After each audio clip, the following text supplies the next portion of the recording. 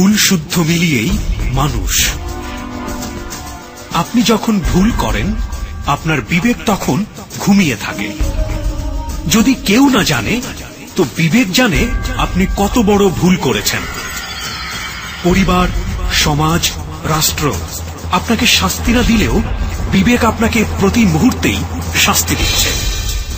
তবে দাঁড়ান বিবেকের আদালতে, সত্য আপনার শক্তি হোক। নির্ভয়ে বলুন কি ভুল করেছেন আপনি, কেন করেছেন, কোন পাপের শাস্তি আপনার বিবেক আপনাকে দিচ্ছে। আপনার সত্য বলার সাহস হাজার হাজার ভুলের জন্ম থামিয়ে দেবে। সাহস আছে সত্য বলার? তবে আপনার জন্যেই যাহা বলিব সত্য বলিব।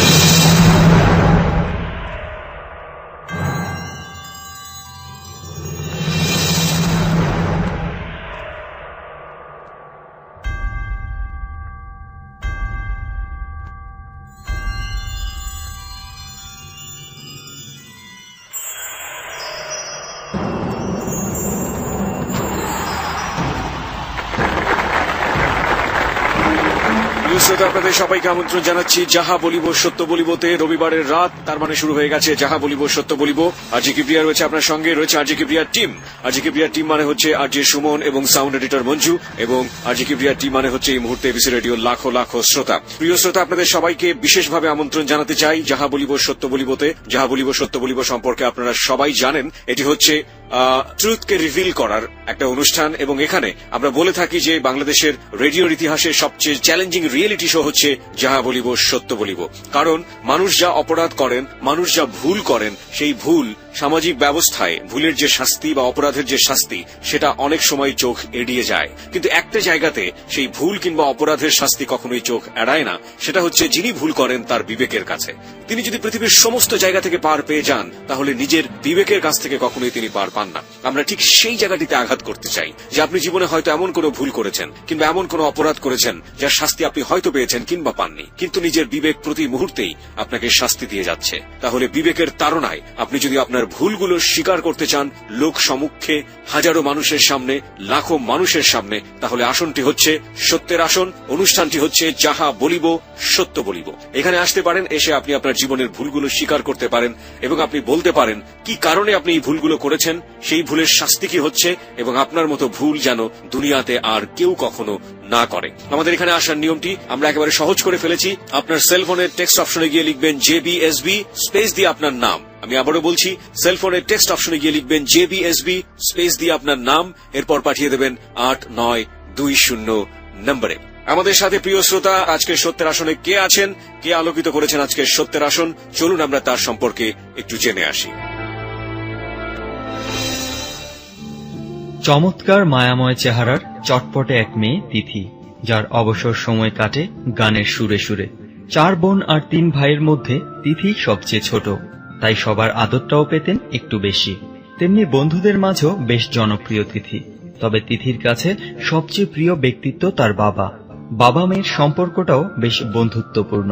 তিথির স্বপ্ন ছিল পুলিশ অফিসার হয়ে দেশের চলমান দুর্নীতির বিরুদ্ধে লড়াই করা, কিন্তু পুলিশ হওয়ার জন্য যে উচ্চতা প্রয়োজন তা না থাকায় সেই স্বপ্ন স্বপ্নই থেকে যায়।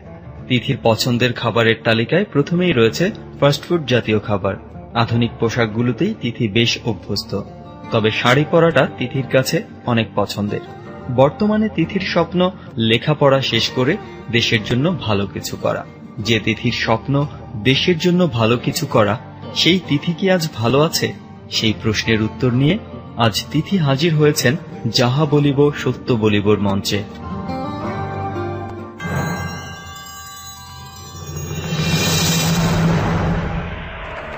আরজে সুমনের কাছ থেকে আমরা জেনে নিলাম যে আজকে সত্যের আসনে বসে আছে তিথি। সাধারণত সে যে সত্যকে ধারণ করতে যাচ্ছে সেটা খুবই রূঢ় বাস্তব এবং সেটা খুবই ভয়ানক বাস্তব। সেই ভয়ানক বাস্তবের কাছাকাছি হয়ে সে যে সাহসটি দেখিয়েছে যে নিজের নামটি, সত্য নামটি অকপটে প্রকাশ করবার, আমি প্রথম প্রশ্নটি তাকে এটাই করতে চাই যে সে এইরকম একটি বাস্তবতার মুখোমুখি হয়েও নিজের নামটি, নিজের আসল নামটি কেন এই অনুষ্ঠানে ব্যবহার করলো। তিথি, আমি যেটা আপনার কাছ থেকে জানতে চাইবো যে আপনার যে বাস্তবতা সেটা তো আমরা জানি, আমাদের টিম মেম্বাররা কিছুটা হলেও জানে, আমাদের শ্রোতারা একটু পরে পুরো ব্যাপারটাই পরিষ্কার হয়ে যাবে।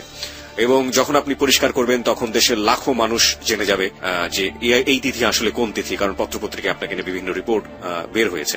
তো সেই অবস্থায় পত্রপত্রিকাতেও সাহস করা হয়নি আপনার নামটি প্রকাশ করবার জন্য এবং অন্য কোথাও নামটি প্রকাশ করবার জন্য, কিন্তু আপনি স্বেচ্ছায়, আমি আপনাকে বলেছিলাম যে আপনি চাইলে ছদ্মনাম ব্যবহার করতে পারেন, আপনি ছদ্মনাম ব্যবহার করতে চাননি এবং আপনি স্বেচ্ছায় আপনার নিজের আসল নামটি এখানে ব্যবহার করেছেন, কেন? কারণ আমি আমার রিয়েল লাইফটাই করতে চাই, কারণ আমার লাইফটা তো মিথ্যার না, তো আমি কেন ছদ্মনাম ইউজ করব। আর আমি আমার যে ভুলের কারণে আসছি সে ভুলের সংশোধনের জন্যই আমার নামটা এখানে দেওয়া। আর যদি কখনো মনে হয় যে আমার ফেসটাও যদি দিতে হয়, আমি তাতেও পিছে দাঁড়াবো না। ওকে, ওর যে ফিলোসফি, ওর যে লাইফের বিলিফস, সেই বিলিফস এর প্রতি আমাদের সম্মান রয়েছে, কিন্তু ওর বিলিফটা সমাজের অন্য কারো ক্ষতি করে বা সমাজের অন্য কারোর জন্য ক্ষতি হয়, সেটা যদি না হয়ে যায় তাহলে আমরা ওর বিলিভেই স্ট্যাবল থাকতে চাই, ওর বিশ্বাসের কাছেই আমরা থাকতে চাই। ওকে, যেই প্রশ্নটি আমি সবাইকে করে থাকি যে যাহা বলিব সত্য বলিব হচ্ছে অত্যন্ত চ্যালেঞ্জিং একটা রিয়েলিটি শো, এবং এখানে সত্যকে ফেস করা মানে নিজের জীবনের অনেক অনেক বলা যেতে পারে যে প্রবলেমকেও অনেক সময় ডেকে নিয়ে আসা। সেইখানে আপনি 18 বছর বয়স বা তার কাছাকাছি, সেরকম একটি বয়সে আপনার জীবনের যে কঠিন বাস্তব সেটা আজকে লাখো মানুষকে জানাতে যাচ্ছেন, কেন?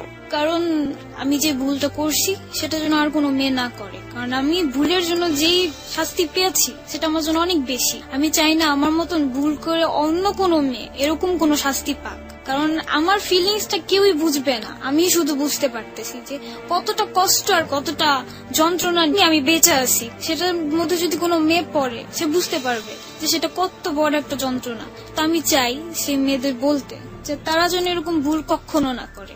প্রিয় শ্রোতা, ওর উদ্দেশ্য অনেক বেশি মহৎ, ও চায় না ওর মতো ভুল বাংলাদেশের আর কোনো মেয়ে, এমনকি দুনিয়ার আর কোনো মেয়ে ওর মতো ভুল যেন কখনো না করে।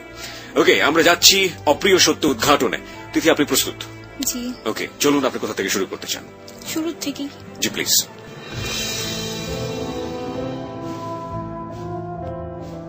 আমি ক্লাস 8-এ তখন উঠি, তখন একটা পর্যায়ে একটা ছেলের সাথে আমার পরিচয় হয়, ফার্স্ট তাকে আমি দেখি। ওকে। 24শে ডিসেম্বর 2010-এ। ওকে। তো তাকে দেখার প্রথমেই আমার খুব ভালো লাগে, প্রচুর, মানে সে খুবই সুন্দর আপনার চোখে? আমার চোখে কি অ্যাকচুয়ালি হয়তো অনেকের চোখেই তাকে সুন্দর লাগে। ওকে, ফাইন। তারপর সে আমাকে দেখার পর সেও আমার দিকে তাকিয়ে থাকে প্রায় 2-3 মিনিটের মতো, মনে হয় আমার লাইফে কোনো ছেলের দিকে আমি তাকিয়েছিলাম ক্লাস 8-এ পড়া অবস্থায়। হ্যাঁ। ওকে। কজ আমার এর আগের লাইফটা, আমার যদি কেউ আমাকে জিজ্ঞেস করতো যে তোমার বয়ফ্রেন্ড কে, আমি বলতাম আমার বই আমার বয়ফ্রেন্ড। পরিচয় হবার আগেই? মানে যদি কখনো, মানে এর আগে আমার রিলেশন হওয়ার আগে। সেটাই বলছি যে ছেলেটার সাথে রিলেশন হবার আগে আপনি এরকম ভাবে পরিচয় দিতেন সবার কাছে, মানে বলতে ভালো লাগতো আপনার, তাই তো? হ্যাঁ। তারপর? কারণ আমি আমার পড়াশোনাটাকে, আমার নিজের জিনিসটাকে আমি খুব বেশি দিতাম গ্রহণ। আমি চিন্তা ভাবনা এটাই ছিল যে আমি কখনো রিলেশন করব না, এটা সেটা, বাট লাভ তো এমন একটা জিনিস, না চাই তো আইসা পড়ে লাইফ। তো তখনই হঠাৎ তার সাথে আমার পরিচয় হয়। তো সে বাইকে ছিল আর আমি রোডে ছিলাম, তো জ্যাম ছিল, আর আমাদের পুরান ঢাকায় তো অনেক মানুষ, তো হাঁটা চলাতেও দাঁড়াইতে হয়। তা আমিও দাঁড়াইছিলাম, সে তার বাইক নিয়ে দাঁড়াইছিল। সেদিন সে সাদা শার্ট পরা ছিল, এত সুন্দর লাগতেছিল। আমার লাইফের ফার্স্ট কোন ছেলেকে আমার অনেক ভালো লাগে, তো সেও আমার দিকে অনেকক্ষণ তাকিয়ে থাকে। তো কিছুক্ষণ পর সে তার বাইকটা রেখে আমার পিছিয়ে পিছিয়ে আসা শুরু করে। আস্তে আস্তে আস্তে আমার বাড়ি পর্যন্ত আসে। তারপর সেই বাড়ি থেকে আমি আবার মার্কেটে যাই, আমাদের এখানে নবাবগঞ্জ মার্কেট আছে, সেখানে যাই। তো সেখানে সে আমাকে পিছিয়ে পিছিয়ে বলতেছে যে এক্সকিউজ মি, আপনার নাম থেকে আমি জানতে পারি? তো আমার সাথে আমার একটা ফ্রেন্ড ছিল, তো বলতেছে যে কার? আমার। ও ফ্রেন্ড জিজ্ঞেস করতেছে, তো বলে কি না আপনার না, আমি যে মেয়েটার কথা জিজ্ঞেস করতেছি।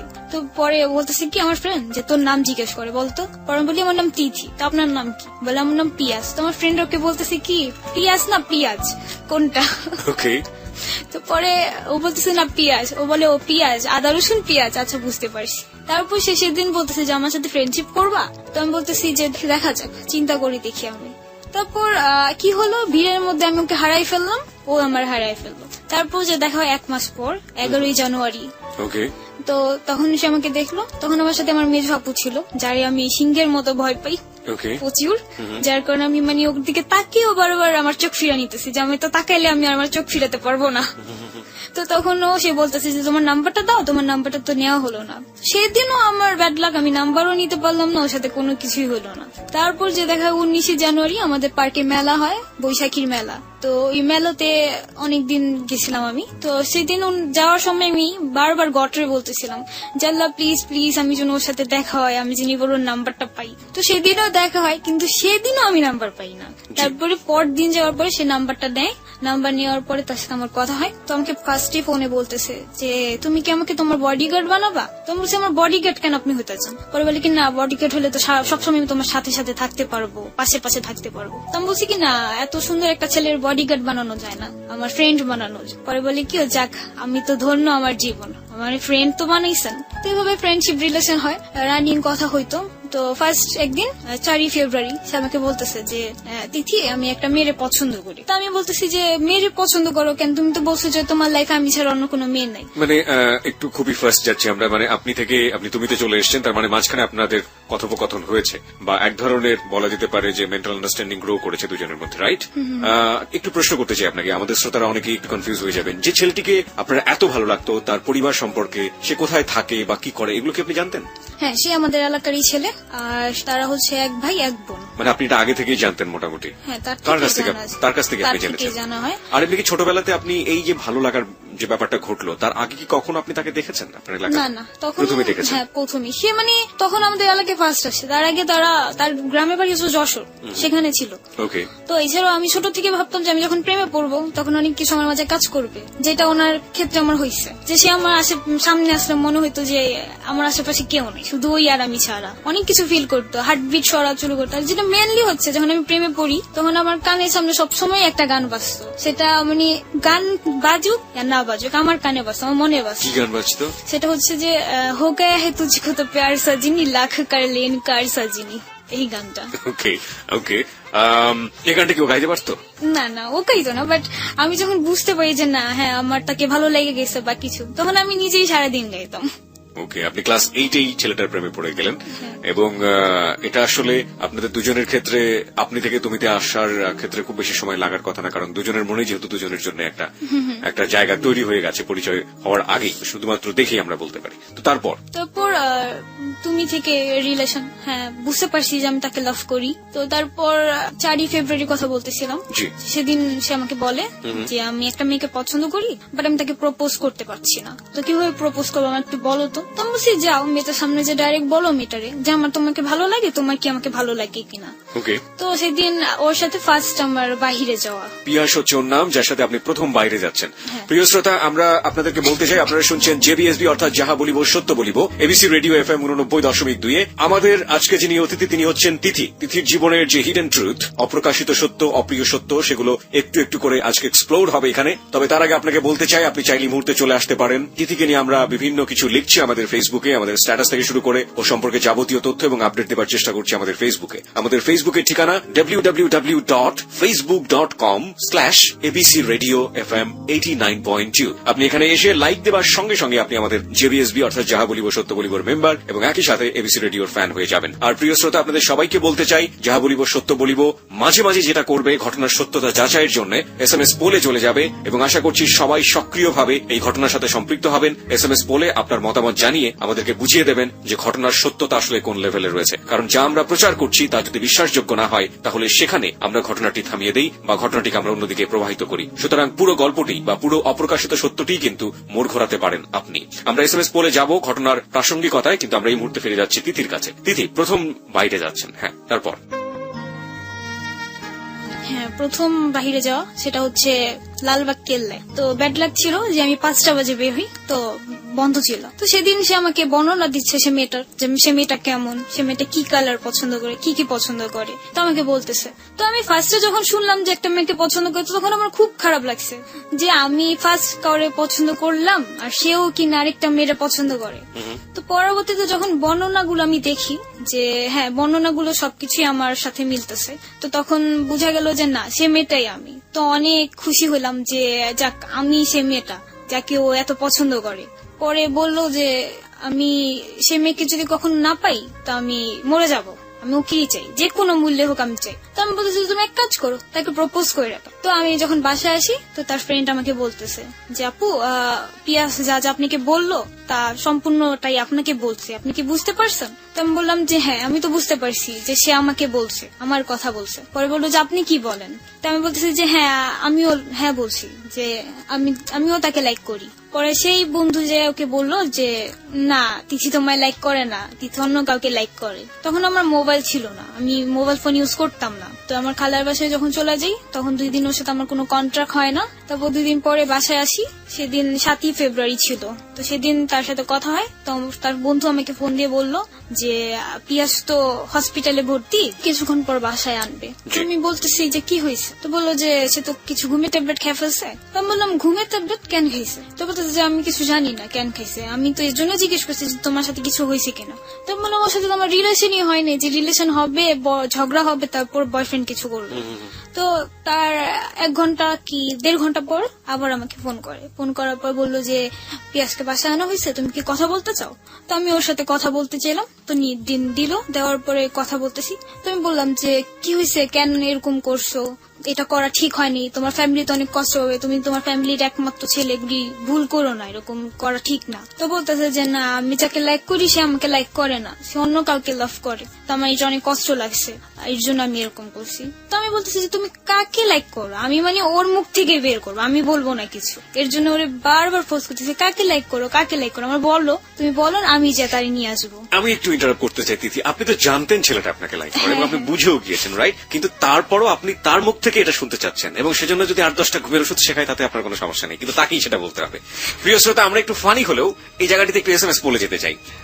একটা কথা আছে যে প্রপোজ করবার ক্ষেত্রে মেয়েরা সবসময় এক্সপেক্ট করে যে ছেলেরাই আসলে করবে, এবং একটা মেয়ে যদিও জেনে যায়, ওভার কনফার্ম হয়ে যায় যে ছেলেটা আসলে তাকে পছন্দ করছে, কিন্তু কোনোভাবেই মেয়েটা মানে ছেলেটা আগে না বলা পর্যন্ত মেয়েটা নিজের থেকে কখনোই বলে না যে আমি তোমাকে পছন্দ করি। 2-1টা ব্যতিক্রম ছাড়া মোস্ট কমন ফিচার হচ্ছে এটা।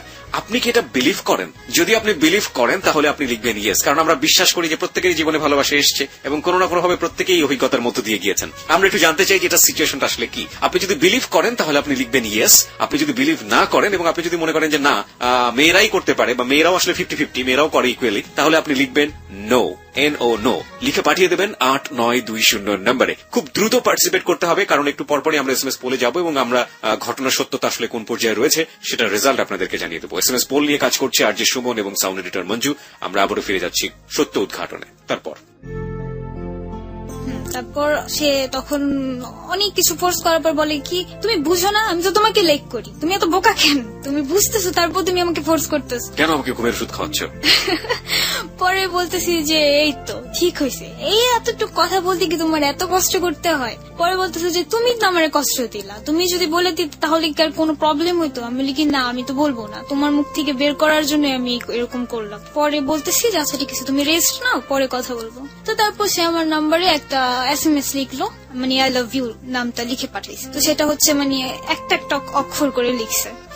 তো সেটা দেখলাম, তো দেখার পর এত ভালো লাগলো যে ফার্স্ট ভালোবাসার মানুষের থেকে এই ওয়ার্ডটা শোনা। তো তখন ফিলিংসটাও মানে ওরকম যে এত সুন্দর যা বলার মতন না। পরে সে ফোন করলো, ফোন করার পর আমি বলতেছি যে SMS তো বললা, সেটা তো ডাইরেক্ট বলবা না? তো সেদিন সে আমাকে ডাইরেক্ট বললো যে আই লাভ ইউ। ওকে, পিয়াসের বয়সের ডিফারেন্স আমরা একটু জানতে চাই। আপনার সে কত বছরের বড় ছিল সে, নাকি ছোটই ছিল? না না বড়ই ছিল, এটা আমি ঠিক বলতে পারতেছি না। আপনার আনুমানিক আপনার যে বয়সে থাকে না এরকম দেখে মনে হয় অনেক সিনিয়র আমার চাইতে, বা দেখে মনে হয় যে আমার যে বয়সে একই পাশাপাশি প্রায়। হ্যাঁ এরকমই হবে যে আমার পাশাপাশি 2-3 বছরের 2-3 বছরের বড়। আপনি তখন ক্লাস 8-এ পড়ছেন, তার মানে ক্লাস 10-এ বা হ্যাঁ ক্লাস 10-এ এসএসসি দিবে, মানে নিউ 10-এ আছে। ওকে, তাহলে তো একেবারেই বলা যায় যে 2 থেকে 2.5 বছরের বড়। হ্যাঁ তারপর সে SMS এ বললো, তারপর ডাইরেক্টও বললো। তো ডাইরেক্টলি বলার পর আমাকেও বললো যে তুমি বলো, তুমি কেন বলবা না? তো আমিও তাকে উত্তরটা দিলাম। তো সেদিন ফার্স্ট কাউকে বলছি আই লাভ ইউ টু, তো অনেক ভালো লাগলো প্রচুর। তারপরে এইভাবে আমাদের রিলেশনটা চলতেছে। আর তার 1 সপ্তাহ পরেই হচ্ছে ভ্যালেন্টাইন্স ডে। ভ্যালেন্টাইন ডে, ওকে, ভালোবাসার দিবস। ভালোবাসার দিবস। তো এভাবে 1 সপ্তাহ ভালো কথা চললো। তো 1 সপ্তাহ ভালো কথা, তো ভ্যালেন্টাইন্স ডে দিন সকালে সে আমাকে ফোন দিয়ে বলতেছে যে আমি তোমার সাথে আজকে বের হবো, তুমি কোথাও যাবা না। তো আমি বলছি আচ্ছা ঠিক আছে। তো আমি বললাম যে তুমি কোথায় আছো? পরে বললো যে আমি তো এয়ারপোর্টে আছি, আমার ভাইয়া একটা বাইরে যাবে, তো তো আমি এয়ারপোর্ট থেকে এসে আমি তোমাকে নিয়ে যাব বাহিরে। তো তার জন্য আমি রেডি টেডি হইলাম, সুন্দর ড্রেস ট্রেস পরে গোসল করে সাজছি সেদিন অনেক সুন্দর করে, ফার্স্ট বয়ফ্রেন্ডের সাথে ডেট। তো রেডি হয়েছি, আমার ফ্রেন্ড বের হয়েছে তাদের বয়ফ্রেন্ডদের নিয়ে, তো আমি তাদের সাথেই বের হয়েছি। বের হওয়ার পরে মানে আমি ভাবছি যে আমি ওখানে যাই ফোন দেবো। 4টা বাজে বের হয়েছি আমি, তো 4টা 4:30টার দিকে আমি ফোন দিছি ওরে, তুমি কোথায় আসো? পরে বলতেছে যে আমি আসতেছি, তারও আসতেছি। তো এরকম করলাম 4টা 4:30, তো 5টা বাজে তার মোবাইল অফ, তার কোনো খোঁজ নেই। তো সেদিন লাগলো প্রচুর ফাটাফাটি ঝগড়া। সেদিন আমি মনে হয় কাউরে তুই করেও বলছি ওরে যে তুই আমার আর ফোন দিবি না, তোর সাথে আমার কোনো কথা নেই। জীবনের প্রথম ডেট যেটা বলতে পারি আমরা, যে সুইট মোমেন্ট হওয়ার কথা, সেটা প্রথমে এরকম কষ্টের হলো এবং সেই কষ্টের বহিঃপ্রকাশ হচ্ছে প্রচন্ড রাগারাগি। প্রচন্ড রাগারাগি। তো আমাকে বলতেছে যে সরি, আমি আর কখনো এরকম করবো না, আই এম সরি, দেখো আমার তো প্রবলেম হয়েছে। তো আমি বলতেছি তুমি ওকে বলতে তো পারতা ফোন দিয়ে, তুই আমার আর ফোনই দিবি না, তুই ফোন রাখ। তো রাগারাগি করে ফোনটা রেখে দিলাম। 2 দিন অনেক কষ্ট লাগতেছে, কেন রাগারাগি করলাম। এখন আমি নিজেই তো থাকতে পারতেছি না, নিজেই তো বুঝতেছি যে কত কষ্ট আমার লাগতেছে, কাঁদতেছি, এটা করতেছি, তাও আমি ফোন দিই না। আমি তাকে ফোন দিই না যে ফোন দিয়ে আমি বলবো না। 2 দিন পর সে নিজে আমার ফোন দিছে, ফোন দিয়ে বলতেছে আচ্ছা যা হয়েছে বাদ দাও না, ভুলা যাও, করো, আমার অ্যাকসেপ্ট করে নাও, আবার আমি আর এরকম করবো না। তো পরে আবার মেনে নিলাম। এভাবে 1 মাসের মতো রিলেশন ছিল আমাদের। তখন খুব সুন্দর মুহূর্ত, খুব সুন্দর সুন্দর কথা হতো, অনেক ভাবে কথা হইতো। ওর ফ্রেন্ডরা আমার ভাবি ডাকতো, যে ওরে যে বলতো রাস্তায় যে দেখতো এই পিয়াস ভাবিরে দেখছি এই জায়গায়, এটাও আমার বলতো। আবার বলতো যে যেখানে যাবা তুমি আমাকে সাথে করে নিয়ে যাবা, আর যদি আমার না নিয়ে যাও দেখো অনেক বড় রাগারাগি হয়ে যাবে কিন্তু। তো অনেক টেক কেয়ারিং ভাবে ফার্স্ট পর্যায়ে রাখতো। তো 1 মাস মতো রিলেশন থাকার পরে 7ই মার্চ তার সাথে আমার ঝগড়া লাগে। আর তার ফ্রেন্ড, যেই একটা ফ্রেন্ড ছিল তাদের, ওই ফ্রেন্ডটা আমাকে পছন্দ করতো। ওকে, আমরা ঠিক এই গল্পের এই বাগটাতে, আমরা সত্য উদ্ঘাটনের এই বাগটাতে ফিরবো, তবে তার আগে SMS পোলের রেজাল্ট আমরা একটু জেনে নিই। প্রিয় শ্রোতা, SMS পোলের রেজাল্ট আমাদের হাতে চলে এসছে সম্পূর্ণ কম্পিউটারাইজ পদ্ধতিতে। আমরা SMS পোলের রেজাল্ট জানিয়ে দিচ্ছি। চলুন, কত শতাংশ লোক ওই ঘটনাটিকে বিশ্বাস করেছে যে না, মেয়েরা আসলে মনে প্রাণ এক্সপেক্ট করে যে ছেলেটাই আসলে আগে প্রস্তাব করুক, এবং সেটা মোটামুটি দুজনের কাছে জানাজানি থাকলেও যে দুজন দুজনকে পছন্দ করে। দেখি কম্পিউটার কি বলে, কত % লোক এটাকে বিশ্বাস করেছে। Yes, 95%. No, 4%. No comments, 1%.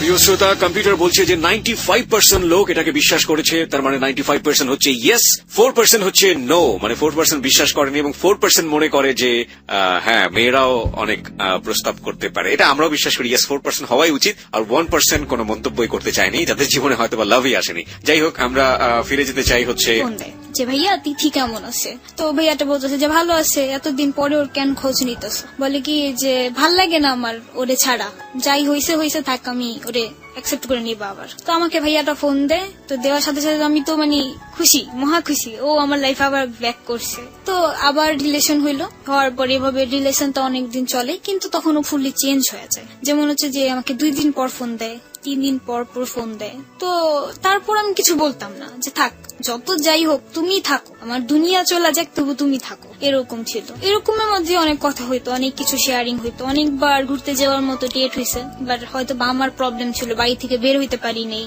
তো ওরও প্রবলেম হইতো, এরকম ছিল। তো এভাবে রিলেশন চলতে থাকে, চলতে চলতে প্রায় 2.5 বছরের মতো, 1.5 বছরের মাথায় আমি জানতে পারি যে সে নেশা করে। Note on that point. প্রিয় শ্রোতা, অপ্রিয় সত্য উদ্ঘাটনের এই পর্যায়টিতে আমরা আরো একটি বাগ দেখতে পেলাম, এবং এই বাগগুলোর মুখোমুখি আমরা হব। এখানে আপনাদের সবাইকে বলে নিই, আজকের এই ঘটনাটি অনেক বড় চ্যালেঞ্জিং একটা ঘটনা, এবং এই যে ঘটনাটি আজকে উদ্ঘাটন হচ্ছে সেটা বিচারালয়ে মামলাধীন অবস্থাতে রয়েছে। আপনারা পুরো ঘটনাটা শুনলে বুঝতে পারবেন যে ঘটনাটি আসলে কেন বিচারের মধ্যে রয়েছে, কেন মামলাধীন অবস্থায় রয়েছে, এবং লাস্ট মানে আজকের দিন পর্যন্ত তিথি যেখানে দাঁড়িয়ে আছে, এই যে আমাদের সত্যের প্রকাশের মঞ্চে আমরা বলতে পারি, বা সত্যের আসনে, এখনকার পর্যন্ত সবকিছুই প্রক্রিয়াধীন। আমরা সেই জায়গাটা থেকে আমাদের অবস্থানটুকু পরিষ্কার করতে চাই। অবস্থান ইন এ সেন্স যে আমরা কোনোভাবেই আজকের এই যে টু রিভিল দ্য ট্রুথ, বা ও যে সত্যগুলো বলছে সেগুলো কোনোভাবেই মামলাকে প্রভাবিত করার জন্য, বা কোনোভাবেই মামলাকে ওর পক্ষে নিয়ে যাওয়ার জন্য কিংবা ওর বিপক্ষে নিয়ে যাওয়ার জন্য কোনো ধরনের প্রভাবিত করার জন্য আমরা আজকের গল্পটি ব্যবহার করছি না। সত্য কিংবা মিথ্যার জায়গাটি যারা প্রশ্নবিদ্ধ করবেন, যারা জাজমেন্টে থাকবেন, তাদের উপরই এটা ন্যস্ত। এবং এটা শেষ পর্যন্ত বিচার বিভাগ থেকে যে রায়টি দেয়া হবে সেই রায়টি আমরা সম্পূর্ণরূপে মাথা পেতে নেব, এই বিশ্বাসটি রেখেই ওর জীবনের যে অপ্রিয় সত্য, সেই অপ্রিয় সত্যগুলোকে আমরা এখানে প্রকাশ করছি। আমরা আবারও বলতে চাই, এটি সম্পূর্ণই বিচারালয়ের এখতিয়ার এবং বিচারকে প্রভাবিত করার জন্য বা বিচারকে প্রভাবিত করার কোনো উদ্দেশ্য নিয়ে আজকের এই গল্পটি বা আজকের এই অপ্রিয় সত্যটি প্রচার করা হচ্ছে না। জেবিএসবি অথরিটি অর্থাৎ যাহা বলিব সত্য বলিব অথরিটি এটা বিলিভ করে, আর ওর ব্যক্তিগত জায়গা থেকে কি বিলিভ করবে সেটা একান্তই ওর ব্যক্তিগত ব্যাপার। হ্যাঁ, আমি এবার আসতে চাই আপনার কাছে। তারপর তো 1 বছর রিলেশনের মাথায় জানতাম, সবাই বলতো যে তুমি যে ছেলেটার সাথে রিলেশন করছো সে তো সব ধরনের নেশা করে। তো তার প্রেমে এতই বেশি অন্ধ ছিলাম যে মানে কিছুই বিশ্বাস করতাম না। তো মাঝে মধ্যে যেই আমাকে ওর বিষয়ে কিছু বলতো তো অনেক রেগে যেতাম যে এটা আমার ব্যক্তিগত ব্যাপার, ও যা মন চায় তাই করুক, তবুও আমি তাকে মানবো, তো তোমাদের কি? তা আমি সেটা বিশ্বাসই করতাম না। তো 1.5 বছরের মাথায় ওরা জিজ্ঞেস করলাম যে তুমি কি এরকম কিছু করো, নেশা বা কিছু এরকম কিছু ড্রাগ জাতীয় কিছু নাও? তো সে কিছুক্ষণ চুপ থেকে আমাকে বলতেছে যে হ্যাঁ আমি নেই। তো আমি বললাম কি কি নাও? পরে বললো যে আমি ইয়াবা খাই আর মদ মানে ড্রিঙ্কস করি। তো আমি যতটুকু জানি যে ও সব ধরনের নেশা করে, প্যান্সিডিল, গাঁজা, ইয়াবা এগুলি সব খায়, ট্যাবলেট। তো পরে স্বীকার করার পরে তখন তো পুরোই মানে মনে হচ্ছিল যে আমার পায়ের নিচের থেকে মনে হয় মাটি চলে গেছে। তো তখন চিন্তা করছি যে যেই ধরনের ব্যক্তিগুলোকে আমি এত ভয় পাইতাম আজকে সেই ব্যক্তির সাথে আমার রিলেশন হয়েছে আর তার সাথে আমি একসাথে চলতেছি পথে। তো পরে আমাকে বলতেছে যে আমাকে তুমি ক্ষমা করে দাও, আমি তোমার জন্য ভালো হয়ে যাব, এটা সেটা অনেক কিছু বললো। তো আমি তার কথাটা মেনে নিলাম যে আচ্ছা ঠিক আছে, হয়তো বা সে ভালো হবে। তো এইভাবে রিলেশন চলতে থাকে। সে তখন আরো চেঞ্জ হয়ে যায়, 1 মাস পর পর আমাকে ফোন দেয়। তো আমিও কখনো ফোন দিতাম না, মাঝে মধ্যে ফোন দিতাম তো সে রিসিভ করতো না, দিতে থাকতাম রিসিভ করতো না, কিছু করতো না। তো একদিন ফোন দিছে, তো বলতেছি যে তুমি আমার ফোন দাও না, আমার সাথে কথা বলো না, দেখা করো না, এরকম কেন হয়ে গেছে? তো বলতেছে যে আমার কাছে তো সময় নেই, আমি দেখাও করতে পারবো না, কথাও বলতে পারবো না, আর তুমি এরকম একটা বয়ফ্রেন্ড জোগাড় করে নাও যে তোমার সাথে সারাদিন মোবাইলে কথা বলবে, সারাদিন তোমার সাথে দেখা করবে, তোমার পিয়াস আপনাকে বলছে? হ্যাঁ, বাড়ির সামনে এসে দাঁড়ায় থাকবে। তো বলতেছে, পরে আমি বলি কি যে আমি তো সেরকম চাই না, বলি কি তুমি বলো যে তুমি পাও না, যদি না পাও আমাকে বলো, আমি জোগাড় করে দিই। তো তখন অনেক জিদ লাগছে। পরে আমি বলতেছি যে তুই আমার বিশ্বাস করস না যে আমি তোর কতটা পছন্দ করি, আর আমার পক্ষে এতটা অসম্ভব না আমি যে ছেলে না চাইতে পারবো না, তুই একাই মনে করছিস তুই সুন্দর, তোর পিছে অনেক মেয়ে ঘুরে, আমার পিছে ঘুরে না ছেলেরা? পরে বলতেছে যে ঠিক আছে তাহলে তুমি খুঁজে নাও। তো সেখানেই জিদ করে যা করার ছিল। তো তারপরও তার কথা আমি কিছু মনে করিনি, সেটা কেটে দিছি যে থাক, বলছে রাগ করে বলতেই পারে, স্বাভাবিক, বয়ফ্রেন্ড, ওর অধিকার আছে। তো এরকম 1 বছর তাকে অনেক চেঞ্জ করার চেষ্টা করছি, অনেক ভাবে ওর কাছে কাঁদতাম, কাইতে বলতাম যে চেঞ্জ হয়ে যাও, দেখো আমার ফ্যামিলি তো তোমাকে এইভাবে পছন্দ করবে না, এভাবে অনেক কিছু বুঝাইতাম। এভাবে বলতাম যে তোমার যখন নেশা উঠবে তুমি আমাকে ফোন দিবা, আমার সাথে টাইমটা ওয়েস্ট করবা, যে আমার নেশা উঠছে এখন দিছি, তুমি আমাকে একটু টাইম দাও, আমি কি তোমাকে টাইম দিব না? তো একটা পর্যায়ে সে আমাকে অনেক বকা ঝোকা মানে অ্যাভয়েড করতে থাকে, প্রচুর অ্যাভয়েড করে, খারাপ বিহেভ, অনেক কথাবার্তা বলে খারাপ। তো জিদ করে কি করলাম যে তুই আমার সাথে এমন করস, আমিও তোর সাথে এরকম করবো, ছেলেদের সাথে রিলেশন করা শুরু করলাম। প্রিয় শ্রোতা, সবাই একটু খেয়াল রাখবেন যে এটা কিন্তু যাহা বলিব সত্য বলিব নিজের ভুল এবং অপরাধ স্বীকার করার জায়গা, এবং একই সাথে খেয়াল রাখবেন যে ভুল এবং অপরাধের পেছনের কজ তা আসলে কি থাকে। ও জেনে ফেলেছে ছেলেটা ড্রাগ নেয় এবং প্রচুর খারাপ ব্যবহার ওর সাথে ও করছে, এই মুহূর্তে দুজনের সাথেই করছে। ক্লাস 8-এ পড়ুয়া একটা মেয়ে, সম্ভবত তখন আপনি ক্লাস 9-এ পড়ছেন, রাইট? ক্লাস 9-এ পড়ুয়া একটা মেয়ের মেন্টাল ম্যাচুরিটি আসলে কতটুকু হতে পারে, এবং একই সাথে আমরা বলতে পারি যে ছেলেটার সাথে ওর প্রেম হয়েছে তারই বা বয়স কতটুকু।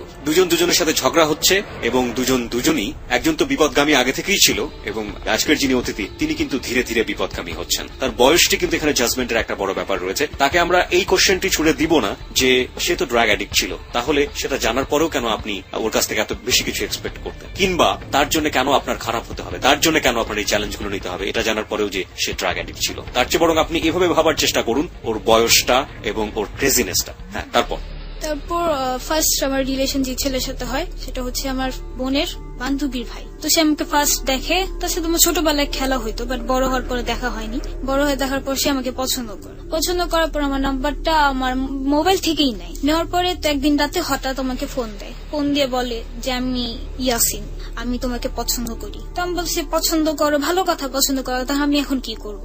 তো বলতেছে যে আমার মনটা তুমি কাচের মতো ভেঙে দিও না, তুমি আমাকে অ্যাকসেপ্ট করে নাও। তো তখন বলি কি আচ্ছা আমি তোমাকে 1/2 ঘন্টা পর জানাবো। তো আধা ঘন্টা আমি চিন্তা করলাম, কি বললেন আধা ঘন্টা পর? আধা ঘন্টা পর বললাম যে হ্যাঁ আমিও তোমাকে লাইক করি, বাট তাকে আমার মোটেও ভালো লাগতো না, এটা মিথ্যা ভাবেই বললেন? মিথ্যা ভাবে। এবং এটা আপনি কেন বললেন? এটা এজন্য বলছি যে আমার মন যে ভাঙছে আমিও ছেলেতে মন ভাঙবো, আর সে আমাকে চ্যালেঞ্জ করছিল যে সে মেয়ে পটাতে পারে আমি পারি না, তো আমি তার চাইতে বেশি পারি সেটা দেখানোর জন্য, তাকে দেখানোর জন্য? হ্যাঁ তাকে দেখানোর জন্য। তো রিলেশন করার পর আমি কোনো না কোনো একভাবে আমার ওই বয়ফ্রেন্ডের এক্স বয়ফ্রেন্ড পিয়াসের কানে ঢুকাই এটা। ওকে। তো তখন ঝগড়াই চলতেছে, যার কারণে সে আমার লাইফে আসে নাই শোনার পরও যে আমার ইয়াসিনের সাথে রিলেশন হয়েছে। তো ইয়াসিনের সাথে রিলেশন হওয়ার পর সে ছেলেটা আমাকে এত বেশি পছন্দ করে ফেলে, মানে প্রচুর পরিমাণের উইক হয়ে পড়ে আমার প্রতি, কিন্তু মানে আমি তার প্রতি কোনো মতনই ফিলিংস ছিল না আমার, আর তার আমার প্রতি প্রচুর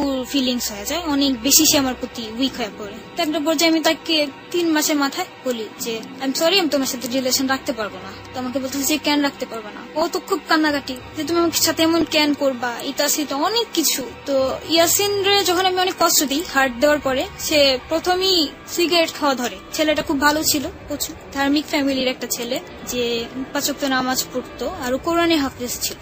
তো ও এইসব জিনিস ধরার পরে তার বোন আমাকে ফোন দিল একদিন, ফোন দিয়ে বলতেছে যে এরকম এরকম আমার ভাইয়ের তুই অবস্থা। তো ওর বোন বলতেছে তা আমি কি করব, আপনার ভাই জাহান্নামে চৌরাস্তা যাক সেটা আমার দেখার বিষয় না। তো ওনাদের ভাইকে কোনো মতে ওরা কন্ট্রোল করতে পারে না, রোজই সে ছেলে আমার কাছে আসে, কান্নাকাটি করে, তারপর ফোন দেয়, অনেক ধরনের কথাবার্তা বলে। তো একটা পর্যায়ে ও পার্মানেন্টলি একদম নেশা ধরা শুরু করে দিল, নেশা করতো, তারপরে হাত কাইটা ফেলতো, এটা ওইটা পাগলামি, যত সব পাগলামি আইসা করতো আমার কাছে। তো সেটা আমার কাছে কোনো ওই সাবজেক্ট ছিল না। তারপর আরো অনেক ছেলের সাথে রিলেশন হইলো, রিলেশনে ওই ছেলেদের সাথে এরকম ফাজলামি করতাম, কথা বলতাম, ভালো না লাগলেও রিলেশন করতাম, করার পরে এরকম ছেলেদের ছেড়ে দিতাম। যখন আপনি তাদেরকে এই কষ্টটা দিতেন, আপনি 4-5 জনের কথা বললেন, সামনে হয়তো আরো বেশ কয়েকজনের কথা আমরা জানবো, যখন আপনি কষ্টটা দিতেন তখন আপনার ফিলটা কি হতো?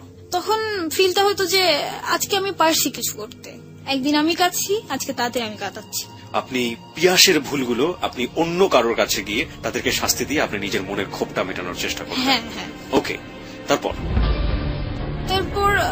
মাঝখানে তারপর কিছুদিন বন্ধ যায়, কারণ পিয়াস আবার আমার লাইফে আসে। যে কতদিন পর? তা হচ্ছে প্রায় 3 মাস পর সে আমার লাইফে আবার আসে। তো আসার পরে সে আমাকে বলে যে আমি তোমার নামে এগুলি কি শুনতেছি, আমার কানে তো সবকিছুই আসে। তো আমি মনে মনে বলতেছি তোমার কানে যাওয়ার জন্যই তো আমি ব্যবস্থা করে রাখতাম। পরে রিলেশন হয়, পরে বললো যে তুমি সব ছেড়ে দাও, তা আবার ছেড়ে দিলাম আমি সবকিছু, যে আচ্ছা ঠিক আছে, ও তো আমার লেখায় শিখে পড়ছে, আর কিছু লাগবে না আমার, এরকম চিন্তা ভাবনা।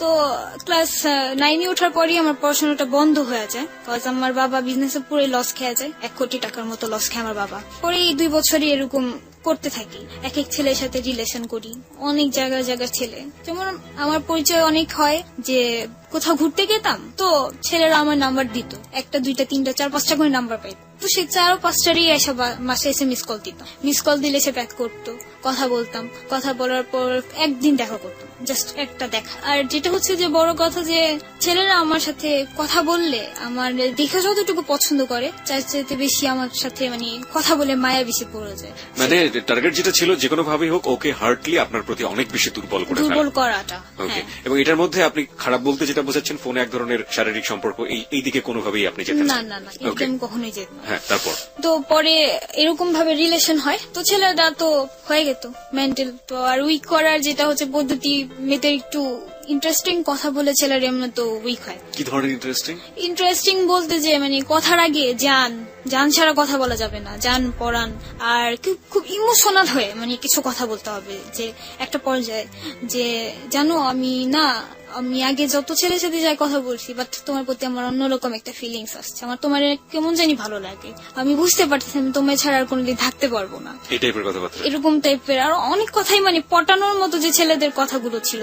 এখানে আমরা একটু ক্যাশন দিতে চাই, ক্যাশন মানে সতর্কীকরণ। সেটা হচ্ছে আপনার গার্লফ্রেন্ড যদি আপনাকে এই ধরনের কথা বলে, আপনি দয়া করে তাকে সন্দেহ করবেন না, কারণ সবাই কিন্তু তিথির মতো ঘটনার মধ্য দিয়ে যাননি। সুতরাং এই টাইপের কথাবার্তা বললে আজকে যে ছেলেরা জেবিএসবি অর্থাৎ যাহা বলিব সত্য বলিব শুনছেন, তারা কনফিউজ হয়ে যাবেন যে না, শেষ পর্যন্ত শোনার পরে তিথির মতো আমার সাথে হচ্ছে কিনা। আপনি কি প্রত্যেককে হয়ে বলে দিতেন যে আমি তোমার সাথে একটা চিট করেছি এভাবে, নাকি প্রত্যেককে আলাদা আলাদা ফরম্যাটে শাস্তি দিতেন?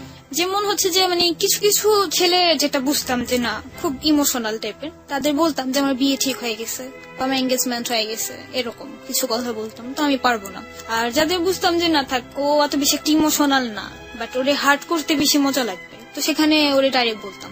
তো এরকম কথা তো অনেক চেত ছেলেরা, চেত কিন্তু চেতলেও বা বলতো যে চেতছি যাই করছি, বাট ভালো তো বাসি, কিছু করতে পারতেছি না। তো সব সময় ছেলের একটা কথাই বলতো যে তুমি একদিন বুঝবা, তুমিও একদিন কাঁদবা। বিরতির ঘন্টা বেজে গিয়েছে। প্রিয় শ্রোতা, এই ঘটনা শেষ পর্যন্ত কোথায় দাঁড়িয়ে আছে এবং সেটা আপনাকে কাঁদায় কিনা সেটাও একটা প্রশ্ন। যাহা বলিব সত্য বলিবতে আজকে রয়েছে তিথি। তিথির জীবনের অপ্রিয় সত্যগুলো আমরা আবিষ্কার করার চেষ্টা করছি এবং চেষ্টার প্রথম পর্বটি শেষ হয়েছে। দ্বিতীয় পর্বে আমরা ফিরে আসবো একটু পরেই, তার মাঝখানে রয়েছে সংবাদের বিরতি। যাবার আগে আপনাদের সবাইকে আরো একবার মনে করিয়ে দিতে চাই যে তিথির এই যে ঘটনা বা তিথির জীবনে যা ঘটে গেছে সেগুলো নিয়ে একটি মামলা হয়েছে এবং মামলাটি বিচারাধীন প্রক্রিয়ায় রয়েছে এই মুহূর্তে। বিচার বিভাগ মামলাটি বিচার বিশ্লেষণ করে শেষ পর্যন্ত যে রায় দেবেন সে রায়টি যাহা বলিব সত্য বলিব কর্তৃপক্ষ অর্থাৎ এবিসি রেডিও সম্পূর্ণভাবে এগ্রি করে নেবে। এখানে এই মামলাটিকে প্রভাবিত করার জন্য, মামলাটির পক্ষ কিংবা বিপক্ষ নেবার জন্য ঘটনাটি প্রচার করা হচ্ছে না। প্রচার করা হচ্ছে ইন দ্যাট পার্সপেক্টিভ যে আপনারা যেন সচেতন হন, আপনারা যেন তিথির মতো কোনো ভুল না করেন, কিংবা প্রথমে যেটা বলে নিয়েছে যে তিথির জীবনে যেটা ঘটেছে তার মতো আর কোথাও যেন কোনো মেয়ে এভাবে ভিকটিম না হয়। আমরা সংবাদের ছোট্ট একটা বিরতি নেব। বিরতির পরপরই আমরা ফিরে আসছি। আপনি চাইলে আমাদের যাহা বলিব সত্য বলিবতে এসে আপনার জীবনের অপরাধ এবং ভুলগুলো স্বীকার করতে পারেন। আমাদের এখানে আসার জন্য নিয়ম হচ্ছে আপনি প্রথমে লিখবেন JBSB স্পেস আপনার নাম, এরপর পাঠিয়ে দেবেন 8920 নম্বরে। আপনারা চাইলে আমাদের ফেসবুকে চলে আসতে পারেন। আমাদের ফেসবুকে এই ঘটনা চলাকালীন সময়, বিশেষ করে দ্বিতীয় পার্ট থেকে শুরু হবে, প্রাসঙ্গিকভাবে যে যে বিষয়গুলো আসবে এবং যে বিষয়গুলো দেখানো যায় আপনাকে সেই বিষয়গুলোর ছবি আমরা আমাদের ফেসবুকে দিয়ে দেব। আমাদের ফেসবুকের ঠিকানা www.facebook.com/abcradiofm89.2। ওখানে যাবেন, যাওয়ার পরে আপনি লাইক দেবেন। লাইক দেবার সঙ্গে সঙ্গে আপনি যাহা বলিব সত্য বলিব অর্থাৎ JBSB এবং একই সাথে এবিসি রেডিওর ফ্যান কিংবা মেম্বার যাই বলি না কেন সেটা হয়ে যাবেন। আমরা ছোট্ট একটা বিরতি নিচ্ছি সংবাদের, একটু পরেই ফিরে আসবো, সাথেই থাকুন।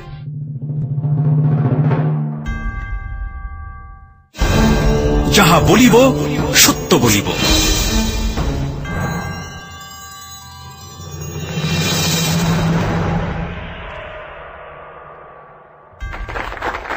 প্রিয় শ্রোতা, আমরা সংবাদের বিরতির পর ফিরে এসেছি JBSB অর্থাৎ যাহা বলিব সত্য বলিবতে। আরো একবার স্বাগত জানাচ্ছি ঢাকা, চিটাগং, কক্সবাজার, ঢাকার ভেতরের, ঢাকার বাইরের এবং একই সাথে দেশ ও দেশের বাইরের যারা আমাদেরকে এই মুহূর্তে শুনছেন আমাদের ইন্টারনেটে www.abcradio.bd.fm এই ঠিকানাতে, এবং একই সাথে আগামী কালকে যারা আমাদেরকে ডাউনলোড করে শুনবেন এই ওয়েবসাইটটি থেকে, তাদের সবাইকে আগাম অভিনন্দন এবং আগাম ঈদ মুবারক জানিয়ে আবারও আমরা আপনাদের সবাইকে যাহা বলিব সত্য বলিবতে স্পেশালি ওয়েলকাম করছি। প্রিয় শ্রোতা, আজকে তিথি রয়েছে আমার সঙ্গে। তিথি তার জীবনের অপ্রিয় সত্যগুলো উদ্ঘাটন করছে এবং গল্পের বাঁকে বাঁকে মোড়ে মোড়ে আপনাদেরকে আমরা বলে দিচ্ছি যে তিথির যে ঘটনাটি তিথির জীবনে ঘটেছে সেই ঘটনাটি নিয়ে একটি মামলা হয়েছে। তিথি নিজে সেই মামলাটি করেছেন এবং সেই মামলার বাদীও আজকে আমাদের সঙ্গে রয়েছেন। তাকে আমরা ঘটনার কোন একটি পর্যায়ে আমরা আমাদের মুখোমুখি করব এবং ঘটনার প্রাসঙ্গিকতায় আমরা বলতে চাই সেটা হচ্ছে আজকের এই যাহা বলিব সত্য বলিবতে তিথির জীবনের যে অপ্রিয় সত্যগুলো আমরা প্রকাশ করছি সেটা কোনোভাবেই মামলাকে প্রভাবিত করবার জন্য নয়, এবং আমরা বিশ্বাস করতে চাই যে বিচারালয় বা বিচার বিভাগ যে রায়টি দেবে ওর মামলার সে রায়টি আমরা JBSB অর্থাৎ এবিসি রেডিও কর্তৃপক্ষ সেটা আমরা স্বীকার করে নেব। সুতরাং মামলার কে কোনোভাবে প্রভাবিত করবার জন্য আমরা আমাদের এই অপ্রিয় সত্য উদ্ঘাটন প্রক্রিয়াটি চালাচ্ছি না। এটা ওর মতো করেও বলে যাচ্ছে। আমরা সেখান থেকে একটি সামাজিক সচেতনতার জায়গাটি প্রভাবিত করতে চাই। আমরা বলতে চাই তিথির মতো করেই যে তিথির মতো ভুল যেন সমাজের আর কোনো মানুষ না করে, আর কোনো তিথি না করে। আপনি যদি আমাদের এই অনুষ্ঠানে আসতে চান সেক্ষেত্রে নিয়মটি হচ্ছে আপনি প্রথমে আপনার সেলফোনে গিয়ে লিখুন JBSB স্পেস আপনার নাম, এরপর পাঠিয়ে দেবেন 8920 নম্বরে। আপনি চাইলে আমাদের ফেসবুকে চলে আসতে পারেন, কারণ যে কোনো মুহূর্তে আমরা তিথির এই যে ঘটনা সেটার প্রাসঙ্গিকতায় যেসব জিনিসপত্র আপনাদেরকে দেখানো যায় সেগুলোর ছবি আমরা আমাদের ফেসবুকে দিয়ে দিব। আমাদের ফেসবুকের ঠিকানা www.facebook.com/abcradiofm89.2। ওখানে গিয়ে লাইক দেবার সঙ্গে সঙ্গে আপনি আমাদের যাহা বলিব সত্য বলিবর মেম্বার কিংবা ফ্যান আমরা যাই বলি না কেন সেটা হয়ে যাবেন, এবং এই পেজটি হচ্ছে এবিসি রেডিওর মূল ফ্যান পেজ। আরজে কিবরিয়া রয়েছে আপনার সঙ্গে, রয়েছে আরজে কিবরিয়ার টিম, আরজে সুমন এবং সাউন্ড এডিটর মঞ্জু, এবং তিথি হচ্ছেন আজকে আমাদের গেস্ট। তিথির কাছে আমরা আবারও ফিরে যাচ্ছি। তারপর তিথি, আপনি যেখানটাতে ছিলেন আপনি বলছিলেন যে আপনি একের পর এক এটা করে যাচ্ছেন এবং কিভাবে আপনি ওদেরকে পেনাল্টি দিতেন এবং আপনার সেই ফিলটা কি হতো, সেখান থেকে আমরা ফিরতে চাই। ফিলটা এটাই হতো যে আমার খুব ভালো লাগতো যে আমি একদিন কষ্ট পাইছি, অনেক কাঁদছি, আজকে আমি কাউকে কাঁদাতে পারছি বা আমি কষ্ট দিতে পারছি, কিন্তু এটা চিন্তা করিনি কখনো যে সেটা ঠিক হয় না। এভাবেই আমার রিলেশনের একটা বছর যেতে থাকে। একটা বছর আপনার এইভাবে আপনি কাটান এবং এর মাঝামাঝি আপনার পিয়াসের সাথে তেমন একটা যোগাযোগ হয়নি, রাইট? না, মাঝে মাঝে পিয়াসের সাথে কথা হইতো। ও কি জানতো যে আপনি এই ধরনের কাজ করছেন? হ্যাঁ, জানতো। ও কি বলতো? ও অনেক চিলাচিলি করতো যে এগুলা করুন, এগুলো ছেড়ে দাও, এটা সেটা। আমি তো আসি, কিন্তু মানে সে থাকলেও বা কি, আমি যে কষ্টটা পাইছিলাম, মানে ও যে আমাকে যেভাবে আঘাত করতো, যে একটা মানুষকে সরাসরি আঘাত দেওয়াটা চেতে তিলে তিলে মারাটা খুব বেশি খারাপ। আর সে আমাকে তিলে তিলে মারতো। যেমন তার নামে অনেক কথা আমি মানুষের মুখে শুনতাম, অনেক খারাপ লাগতো। একটা মানুষ যাকে ভালোবাসে তখন কিন্তু প্রত্যেকটা মুহূর্ত সেই মানুষটার অপেক্ষায় এসে থাকে। ও তো আমার 1 সপ্তাহ পর পর ফোন দিত, শুক্রবার দিন। তা আমি সেই শুক্রবার থেকে নিয়ে আগামী শুক্রবার পর্যন্ত আমার সেলফোনটা আমি এভাবে আমার কাছে আগলায় রাখতাম, যে কখন সে আমাকে ফোন দিবে, কখন একটা রিং যদি আমার মিস হয়ে যায় আমি তো তার সাথে কথা বলতে পারবো না, আমি তো তার কণ্ঠটা শুনতে পারবো না। বা কখনো যদি ঝগড়া লাগতো অন্য নাম্বার থেকে ফোন দিয়ে তার হ্যালোটা শুনতাম, হ্যালোটা শুনে ফোনটা রেখে দিতাম। এই সময়টাতে আপনি তার সাথে কেন ফোন দিতে পারতেন না? এই 1 সপ্তাহের প্রতি আপনি ইচ্ছে করলে আপনি ওর ফোনে ফোন দিতে পারতেন, কেন ওয়েট করতেন? কেন আপনি ফোন দিতেন? আমি ফোন দিতাম না, মানে আমি নিজেও জানি না আমি কেন এমন ছিলাম, বাট আমি এরকমই করতাম যে কেন আমি ফোন দিব। আমার তো কোনো অপরাধ ছিল না, তার অপরাধ। সে আমাকে ফোন দিয়ে সরি বলবে, কেন আমি ফোন দিব? সে আমাকে পারে না আমাকে মানাতে, এরকম চিন্তা ভাবনা আমার মাঝে ছিল। তো এছাড়া আমি দিতাম মাঝে মাঝে, যখন মানে না পারতাম, যে ধরে রাখতে পারতেছে না নিজেকে, তখন ফোন দিতাম। তো তখন সে আমার ফোন রিসিভই করতো না। 10 বার 20 বার এভাবে ফোন দিতেই থাকতাম, রিসিভ করতোই না। প্রায় 1 সপ্তাহ পরে যখন ওর টাইম হবে সেদিন ফোন দিবে, ফোন দিয়ে কথা বলবে। তখন যদি জিজ্ঞেস করতাম ফোন দিছিলাম ধরো নাই কেন, তখন বলতো যে কই, আমি তো তোমার ফোন দেখি নাই, তুমি আমার ফোন দাওনি। তো এরকম বলতো। তো প্রায় ফোন দিতাম, একই সময় দেখতাম মেয়ে রিসিভ করতো। জানতাম না মেয়ে কি হয়, বোন না কি, আই ডোন্ট নো, বাট কয়েকটা মেয়ে রিসিভ করছিল কয়েকবার। তো এছাড়াও ফ্রেন্ডদের মুখে শুনছি যে এই তো দেখলাম পিয়াস রে একটা মেয়ের সাথে ঘুরতেছে। ইভেন আমার বড় বোন যে, মানে আমার বড় যে, তার সাথে আমি কিছু শেয়ারিং করতাম কিছু কথা, তো ওরেও বলতাম। তো প্রায় বাহিরে বেরোলে বলতো যে আমি আজকে না পিয়াসে দেখছি, তো পিয়াস আমায় দেখে মানে লুকায় গেছে। তো কথাগুলো শুনতাম তো অনেক খারাপ লাগতো যে আমার বয়ফ্রেন্ডের মানুষ দেখতেছে, তো আমার নিজের একটা ইনসাল্ট, যে কেমন যে তিথি রিলেশন করে, কেমন ছেলের সাথে রিলেশন করছে, যে 1000টা মেয়ের সাথে রিলেশন করে। তো এইসব জিদি মানে যেটা কাজ করতো যে অন্য ছেলেদের প্রতি, যে আমি যদি আজকে তাদের শিক্ষা দিতে পারি, তার অন্য কোনো মিলে শিক্ষা দিবে না, আমার মতো কষ্ট কেউ পাবে না। তখন মানে ওই কষ্টটি আমার কাছে অনেক বড় লাগতো, প্রচুর বিশাল বড়, যা আমি মহা বড় কষ্টে পড়ে গেছি। প্রিয় শ্রোতা, আমরা একটি SMS বলে যেতে চাই। আমরা যে ঘটনাটি আমরা ঠিক বলতে পারি যে এই আগের পার্টে আমরা অনেকখানি জুড়ে জেনেছি এবং এই পার্টে এসে আমরা জানলাম যে ওর ক্রেজি হয়ে যাওয়ার ব্যাপারটা, পিয়াসের ওই অপরাধ, পিয়াসকে সে কোনো শাস্তি দিতে পারেনি, সে শাস্তি দিয়েছে অন্য ছেলেদেরকে।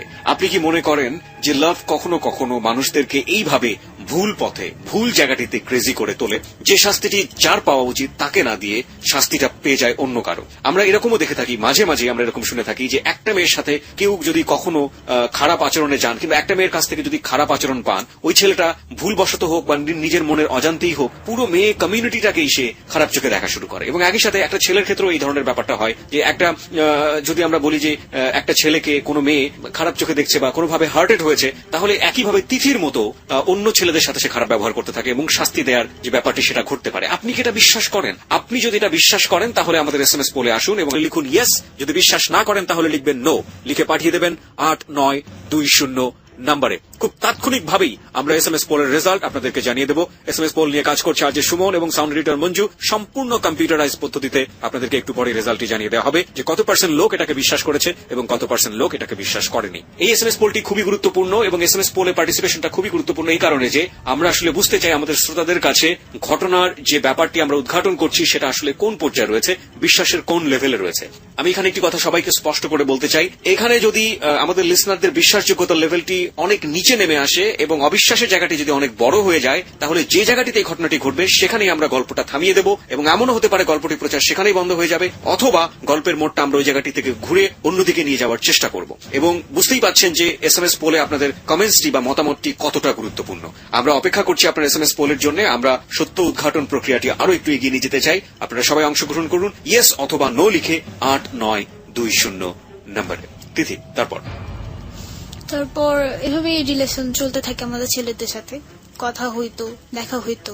তো আমার আবার ছিল যে আমি রিলেশন করতাম, কিন্তু কখনো কোনো ছেলের থেকে কিছু নেওয়া এগুলো আমার পছন্দ ছিল না। মানে কোনো ছেলের সাথে ওই দিক থেকে বেমানি করতাম না, টাকা পয়সার দিক থেকে, জি জাস্ট রিলেশনই, যে হ্যাঁ রিলেশন করব, তুমি আমাকে পছন্দ করো, এটাই আমার জন্য অনেক বেশি। যে আমি আমার বয়ফ্রেন্ডকে জানাইতে পারলেই চলে। জি তো তার কানে অনেক কিছু ঢুকতো যে আমি এরকম অনেক ছেলের সাথে রিলেশন করি, এটা সেটা, অনেক ছেলেকে অনেক ধরনের ভাবে কষ্ট দিই। তো অনেক অপরাধী করছি, আমি স্বীকার করি যে ছেলেদের এভাবে করাটা উচিত হয়নি আমার। আপনি একটু বলবেন যে কতজন ছেলের সাথে আপনি এই ধরনের এই 1 বছরে বা যে সময়টা আপনি করেছেন সেই সময়ের মধ্যে কতজন ছেলের সাথে আপনি এই কাজটি করেছেন? অনেক ছেলে। এই ঘটনাগুলোর মধ্যে 2-1টা ঘটনা যেটা আপনার মনে অনেক বড় দাগ কেটেছে, যতটুকু যে আপনি বলে দিয়েছেন যে আমি শুধুমাত্র আমার মনের ইচ্ছা পূরণের জন্য এটা করেছি, তারপরে তা সে অনেক বড় ক্ষতি করেছে, এরকম 2-1টা আমাদের সাথে একটু শেয়ার করবেন? হ্যাঁ, যে যেমন আমার ফার্স্ট যেটা, যার সাথে আমি রিলেশন করি, সে তো পুরোই বাদ হয়ে গেছে, এখন রাস্তাঘাটের হিরঞ্চি হয়ে গেছে, যার নাম তো আমি শুনতেছি। হ্যাঁ, আমার মহল্লার যদি কেউ শুনে, সে বিশ্বাস করবে যে হ্যাঁ ইয়াসিন যে এখন পুরোই বাদ হয়ে গেছে। আর এছাড়াও বাইরের কিছু ছেলে আছে যারা আমার জন্য অনেক কিছুই করছে, ট্যাবলেট টুবলেট খাই ফেলছে। তো বাইরের আরেকজন ছেলে আছে, ও হচ্ছে যাত্রাবাড়ির। তো ওই ছেলে এখনো পর্যন্ত মানে আমার জন্য অনেক কষ্ট পায়, অনেক কিছু করে। তার ফ্যামিলিতে সেও একমাত্র ছেলে, কিন্তু তবুও আমার জন্য অনেক পাগলামি টাগলামি করে। জাস্ট তার কথাই হচ্ছে আমাকে তিথি কেই না তো, যে মানে কথা বলতাম, আমার টার্গেট ছিল যে ফার্স্ট টার্গেট একটা ছেলেকে 3 মাস আমার লাইফে রাখবো, 3 মাস। হ্যাঁ, তারপরে যে আমার দিক থেকে হলো যে মানে বয়ফ্রেন্ডের দায়রা এত বেশি বেড়ে যায় যে তখন আর 3 মাস একজনকে রাখাটা আমার পক্ষে সম্ভব হয় না। তো 1 মাস করে একজনকে রাখতাম লাইফে। 1 মাস আজকেও আছে, কালকে নেই, আবার 1 মাস আজকে আছে, কালকে নেই, এরকম। ওই যে একটা কথা আছে না যে মাছকে যখন বলি দেওয়া হয় মাছ কিন্তু ছটফট ছটফট করে, আপনি দেখেছেন নিশ্চয়ই? হ্যাঁ, অবশ্যই। ওই কিছু মাছ আছে না যে ক্যাটফিশ বলে, যেগুলো দেখবেন যে অনেকক্ষণ বেঁচে থাকে, মানে কড়াইয়ে দেওয়ার পরেও দেখবেন যে লাফায়। হ্যাঁ, তো যখন আপনি এই বলিটা দিতেন তাদেরকে, আলটিমেটলি তারা তো আপনাকে একদম জেনে শুনে ভালো মনে করেই জীবন সঙ্গী হিসেবে চিন্তা করতো, জেনে শুনেই। হ্যাঁ, আর আমার ব্যাকগ্রাউন্ড জেনেই আমার লাইফে ছেলেরা আসতো। আর আসার পরে আমি বলতাম যে আমি কিন্তু অনেক ছেলের সাথে রিলেশন করি বা এটা সেটা, কিন্তু আমি এখন ভালো হয়ে গেছি। এই বিশ্বাসটা তাদের মাঝে আমি ঢুকাইতাম। মানে এই বিশ্বাসটা ঢোকানোর জন্য আপনি সত্যটাও বলতেন? হ্যাঁ, সত্যটাও বলতাম। আমি সত্য বলেই নিতাম যে আমার রিলেশন ছিল, তার প্রতি জিদ করে আমি ছেলেদের সাথে রিলেশন করছি। আমার প্রচুর ছেলের সাথে রিলেশন ছিল। আর এছাড়াও তারা আমার ব্যাকগ্রাউন্ড জেনেই আসতো, কারণ আমার ফুল মহল্লাই জানে। আমি কিন্তু আমার মহল্লা তো ভালো নামে প্রচারিত না, খারাপ। আসলটা কেউ জানে না যে একটু নেগেটিভ অ্যাঙ্গেলই আপনাকে সবসময় দেখে সবাই, যে আসলটা কেউ জানে না যে কেন আমি এরকম করি। বিহাইন্ড দ্য স্টোরি কেউ জানে না। হ্যাঁ, আমার ভিতরেরটা কেউ জানে না। জাস্ট উপর থেকে দেখে যে হ্যাঁ তিথি অনেকজনের সাথে রিলেশন করে, তিথি ভালো না, মেয়েটা ভালো না, যে কেন রিলেশন করবে। বাট এটা জানার চেষ্টা করে না যে কেন এরকম করে, কি কারণ। কারণটা ছিল হচ্ছে আপনার সাথে পিয়াসের সম্পর্ক, এবং আপনি এভাবে একের পর এক বলে দিয়ে যাচ্ছেন। ঠিক আমি জানতে চাইবো যে যখন এটা হতো, যখন আপনি ওকে বলতেন যে আমি তো এটা তোমার সাথে ফান করেছি বা এটা নাটক ছিল, সেই মুহূর্তে ও অনেক কষ্ট পেত? হ্যাঁ, প্রচুর কষ্ট পেত। অনেক ছেলে তো মনে হয়, ছেলেরা তো কাঁদে না, কিন্তু অনেক ছেলে আছে আমার ফোনে হাউ মাউ করে কাঁদছে। এমন গেছে যে আমি সরাসরি বসে ওদের না বলছি, তা আমার পায়ের সামনে বসে বসে কাঁদছে। কিন্তু মানে আমার কথা ছিল না, আমি গ্রহণ করতেই পারবো না। যাদের আমি ইয়ের জন্য নিছি, আমার লাইফের ফান করার জন্য, তাকে আমি কখনো আমার লাইফ পার্টনার বানাতে পারবো না। এটাই ছিল আমার টার্গেট। আর কখনো মানে ওরকম ভালোই লাগতো না। আমি অনেক সুন্দর ছেলের সাথে রিলেশন করছি, এটা বলবো না যে না আমার বয়ফ্রেন্ড অনেক সুন্দর ছিল, তারপরে আমি সুন্দর ছেলের সাথে রিলেশন করিনি। অনেক নিষ্ঠা ছেলের সাথে রিলেশন করছি, অনেক সুন্দর ছেলেদের সাথে রিলেশন করছি। তো এভাবেই রিলেশন। অনেকে এরকম হতো না যে বিশ্বাসই করতে চাইতো না, মনে করতো আপনি ফান করছেন, এরকম হতো না অনেকে? হ্যাঁ হ্যাঁ, দেখা যায় যে 100-এর মধ্যে 80% যদি আমাকে লাইক করতো, তো 40% লাইক করতো না। তারাও আমার সাথে এই ফানের করে নিয়ে আসতো। কিন্তু যারা আমার সাথে ফান করতো, আমি বুঝে গেতাম তাদের সাথে আমি রিলেশন করতাম না। মানে এই জিনিসটার দিক থেকে অনেক বেশি চালাকির দিক থেকে আমি করতাম। যেমন তাদের বুঝতাম আগে আমি ফার্স্ট 2-3 দিন কথা বলে যে সে ছেলেটা কোন টাইপের, আমার টাইপের নাকি অন্য টাইপের। যদি আমি বুঝতে পারতাম যে না সে ছেলেটা আমার টাইপের না, তার লাইফের ফার্স্ট লাভই আমি হব বা সেকেন্ড লাভ আমি হব। যেমন সে একটা টার্গেট করছে যে আমার এই গার্লফ্রেন্ড চলে গেছে, তা আমি ওই গার্লফ্রেন্ডকে ভালোভাবে রাখবো। আর যেটাকে বুঝতে পারতাম যে না এই যে আমার মতো ছেঁচড়া পোলাপান যেগুলি, যে একটা ধরবো আর একটা ছাড়বো, তাদের সাথে রিলেশন করতাম না। না ভাই, আমি কথা বলবো না, চলে যাও। প্রিয় শ্রোতা, তিথির একটি ছবি আমরা এই মুহূর্তে তিথির পারমিশন নিয়ে আমাদের ফেসবুকে দিতে চাই। আপনি কি আমাদেরকে অনুমতি দেবেন যে একটা ছবি যেটাতে আপনার কোনো ক্ষতি হবে না, এরকম একটা ছবি আপনি পারমিশন দিবেন যে আমাদের ফেসবুকে দেবার জন্য? হ্যাঁ, যদি আমার কোনো প্রবলেম না হয় তো অবশ্যই। ওকে, আমরা একটা ছবি, তিথির ছবি আমরা আমাদের ফেসবুকে দিচ্ছি। আপনারা চাইলে ওখানে এসে একটু এসেন্স পেতে পারেন এই গল্পের প্রয়োজনীয়তার প্রেক্ষাপটে। আমাদের ফেসবুকের ঠিকানা www.facebook.com/abcradiofm89.2। আমি আবারও বলছি www.facebook.com/abcradiofm89.2। ওখানে যাবেন, যাওয়ার পরে আপনি লাইক দেবেন। লাইক দেবার সঙ্গে সঙ্গে আপনি আমাদের যাহা বলিব সত্য বলিব অর্থাৎ জেবিএসবি এবং একই সাথে এবিসি রেডিওর মেম্বার এবং ফ্যান যাই বলি না কেন সেটা হয়ে যাবে। ঠিক আছে, আমরা ওই জায়গাটা থেকে আবারও ফিরি। যদিও কখনো জাগতো তো সে আবার আমার লাইফে আসতো, যখন আমি একটা চিন্তা করতাম যে না সবকিছু ছেড়ে নতুন কারো একটা জীবন করবো, একটা ছেলেকে চুজ করে নেব, একজন কিছু তো কি হয়েছে আরেকজনকে নেব, তো তখনই সে আমার লাইফে আবার আসতো। পিয়াস, হ্যাঁ, পিয়াস আবার আসতো। যে আমি এমন ওর প্রেমে এতই পাগল ছিলাম যে মানে জাস্ট ও যদি হ্যালোটা আমাকে বল, ওর হ্যালো শোনার পর আমার দুনিয়া আমি ভুলে গেতাম, যে দূর আমার দুনিয়া কই আছে, সব বাদ, ওই আমার সবকিছু। ও আমার সামনে দাঁড়ালো, মনে হয় আমি ওর যে আমাকে কত কষ্ট দিছে, কত যে আঘাত করছে, তো সবকিছু ভুলা মনে হইতো যে না থাক, আবার ওর সাথে রিলেশনটা করি, ওরটা আমি অনেক ভালো লাগে, ওর আমি অনেক ভালোবাসি। তো তখন আবার রিলেশন করতাম, ও একই কাজে আমার সাথে করতো, কিছুদিন কথা বলতো, তারপর শেষ বন্ধ করে দিত। বন্ধ হয়ে যাওয়ার পরে তখন আবার জিদ চড়তো, দূর যে ডিসিশন নিছি ডিসিশন নাই, ছেলেরা সব ছেলে খারাপ, ছেলে জাতি খারাপ, আমি ছেলের জাতি ধ্বংস করে দেব, এরকম চিন্তা ভাবনা আমার মাঝে আসতো। একটা পর্যায়ে আমার একটা ছেলের সাথে পার্মানেন্টলি রিলেশন হয়, তার সাথে আমার প্রায় 1 বছরের মতো সম্পর্ক থাকে। ওকে, আমরা এই গল্পে আসবো। এই ফাঁকে আমরা একটু এসএমএস পোলের রেজাল্টটা আপনাদেরকে একটু জানিয়ে দিতে চাই। প্রিয় শ্রোতা, সম্পূর্ণ কম্পিউটারাইজ পদ্ধতিতে রেজাল্টটা চলে এসছে। আমরা কম্পিউটারের কাছ থেকে জেনে নেব কত % লোক এটাকে বিশ্বাস করেছে, কত % লোক এটাকে বিশ্বাস করেনি। Yes, 95%. No, 4%. No comments, 1%.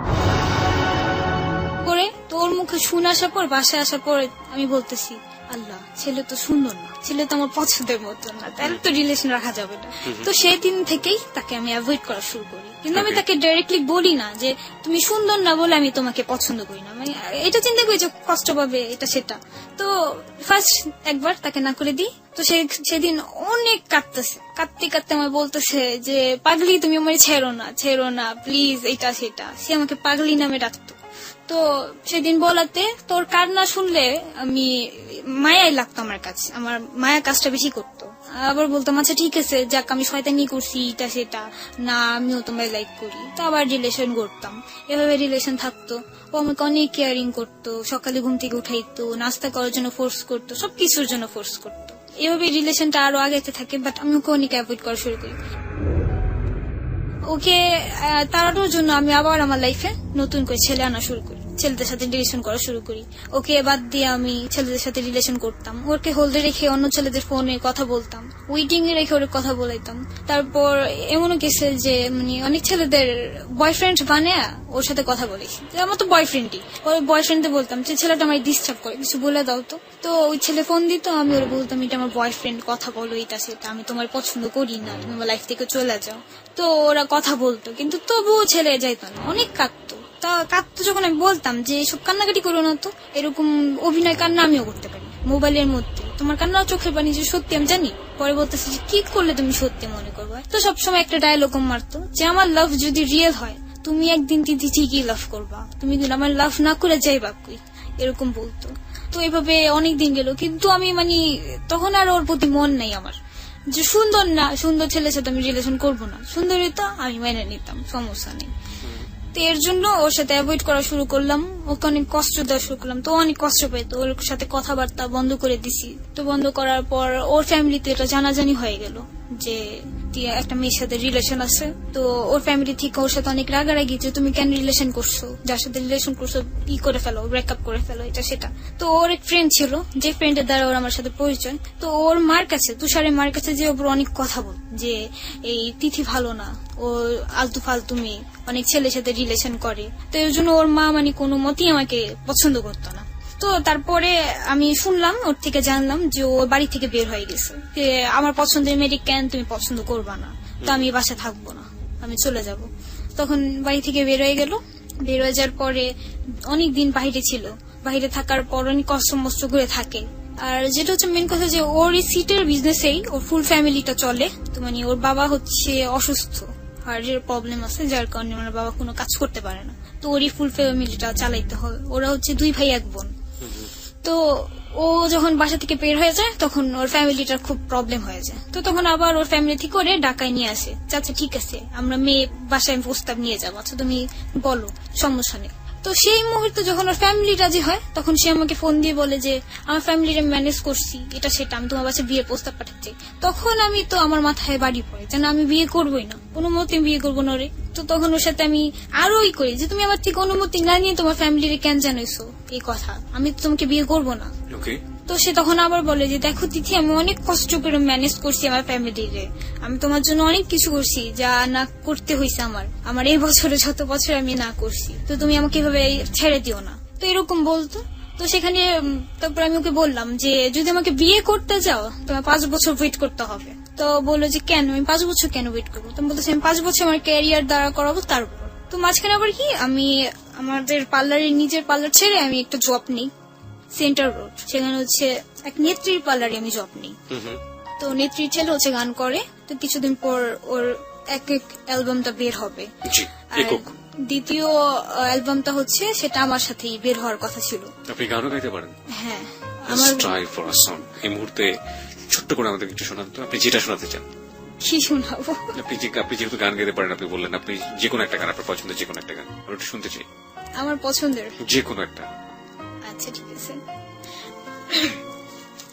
বাহির বলে দূরে থাকুক, ভিতর বলে আসুক না, ভিতর বলে দূরে থাকুক, বাহির বলে আসুক না। ঢেউ জানো এক নদীর কাছে, গভীর কিছু সেখান আছে, সেই নদীতে নৌকা ভাষায় পরে ভাষাই না, না ডুবাই না ভাষাই, না ভাষাই না ডুবাই। বাহির বলে দূরে থাকুক, ভিতর বলে আসুক না। Well done. আপনি এই কণ্ঠটা আপনার যে ট্র্যাপ ছিল সেই ট্র্যাপে কখন ব্যবহার করতেন? টু বি অনেস্ট, মানে আপনি ছেলেদেরকে পটানোর জন্য বা ছেলেদেরকে শাস্তি গুলো দেওয়ার জন্য, have you ever use that vocal? হ্যাঁ, কিছু কিছু টাইম করতাম। যেমন করতেন? অনেকে গান পছন্দ করতো, তো অনেক ছেলেকে এই গান শোনাইতাম। যেমন ও বলতো গান শোনাও, তো গান শোনার পরে বলতো যে ওয়াও তোমার কণ্ঠ তো অনেক সুন্দর, এটা সেটা, মানে গানে আরো বেশি একটু ইমপ্রেস হইতো। দ্যাটস ওয়াই প্রিয় শ্রোতা, আমরা এখানে এন্টারটেইন করার জন্য আমরা আসলে ওর কাছ থেকে কণ্ঠটা মানে গান শোনাইনি আপনাদেরকে। আমরা আসলে এটা একটা সত্য উদ্ঘাটনের একটা ছোট পার্ট হিসেবে নিয়েছি এই গানটাকে, কারণ জেবিএসবি যে ধরনের রিয়েলিটি শো এখানে গান যায় না। ওকে, তারপর যেটা আপনি বলছিলেন যে তো সেখানে যে জব নিই, তো সেই জবে আমার ওই যে ছেলের সাথে আমার কাজ করার কথা ছিল গানে অ্যালবামে, তো সেই ছেলের সাথে আমার কন্ট্রাক্টের কিছু একটা হয়, মানে যে তুমি যদি গান করতে হয় তো তোমার 5 বছরের কন্ট্রাক্টে তোমার আমার সাথে সাইন দিয়ে নিতে হবে যে তুমি আমাকে ছাড়া কারোর সাথে গান করতে পারবে না।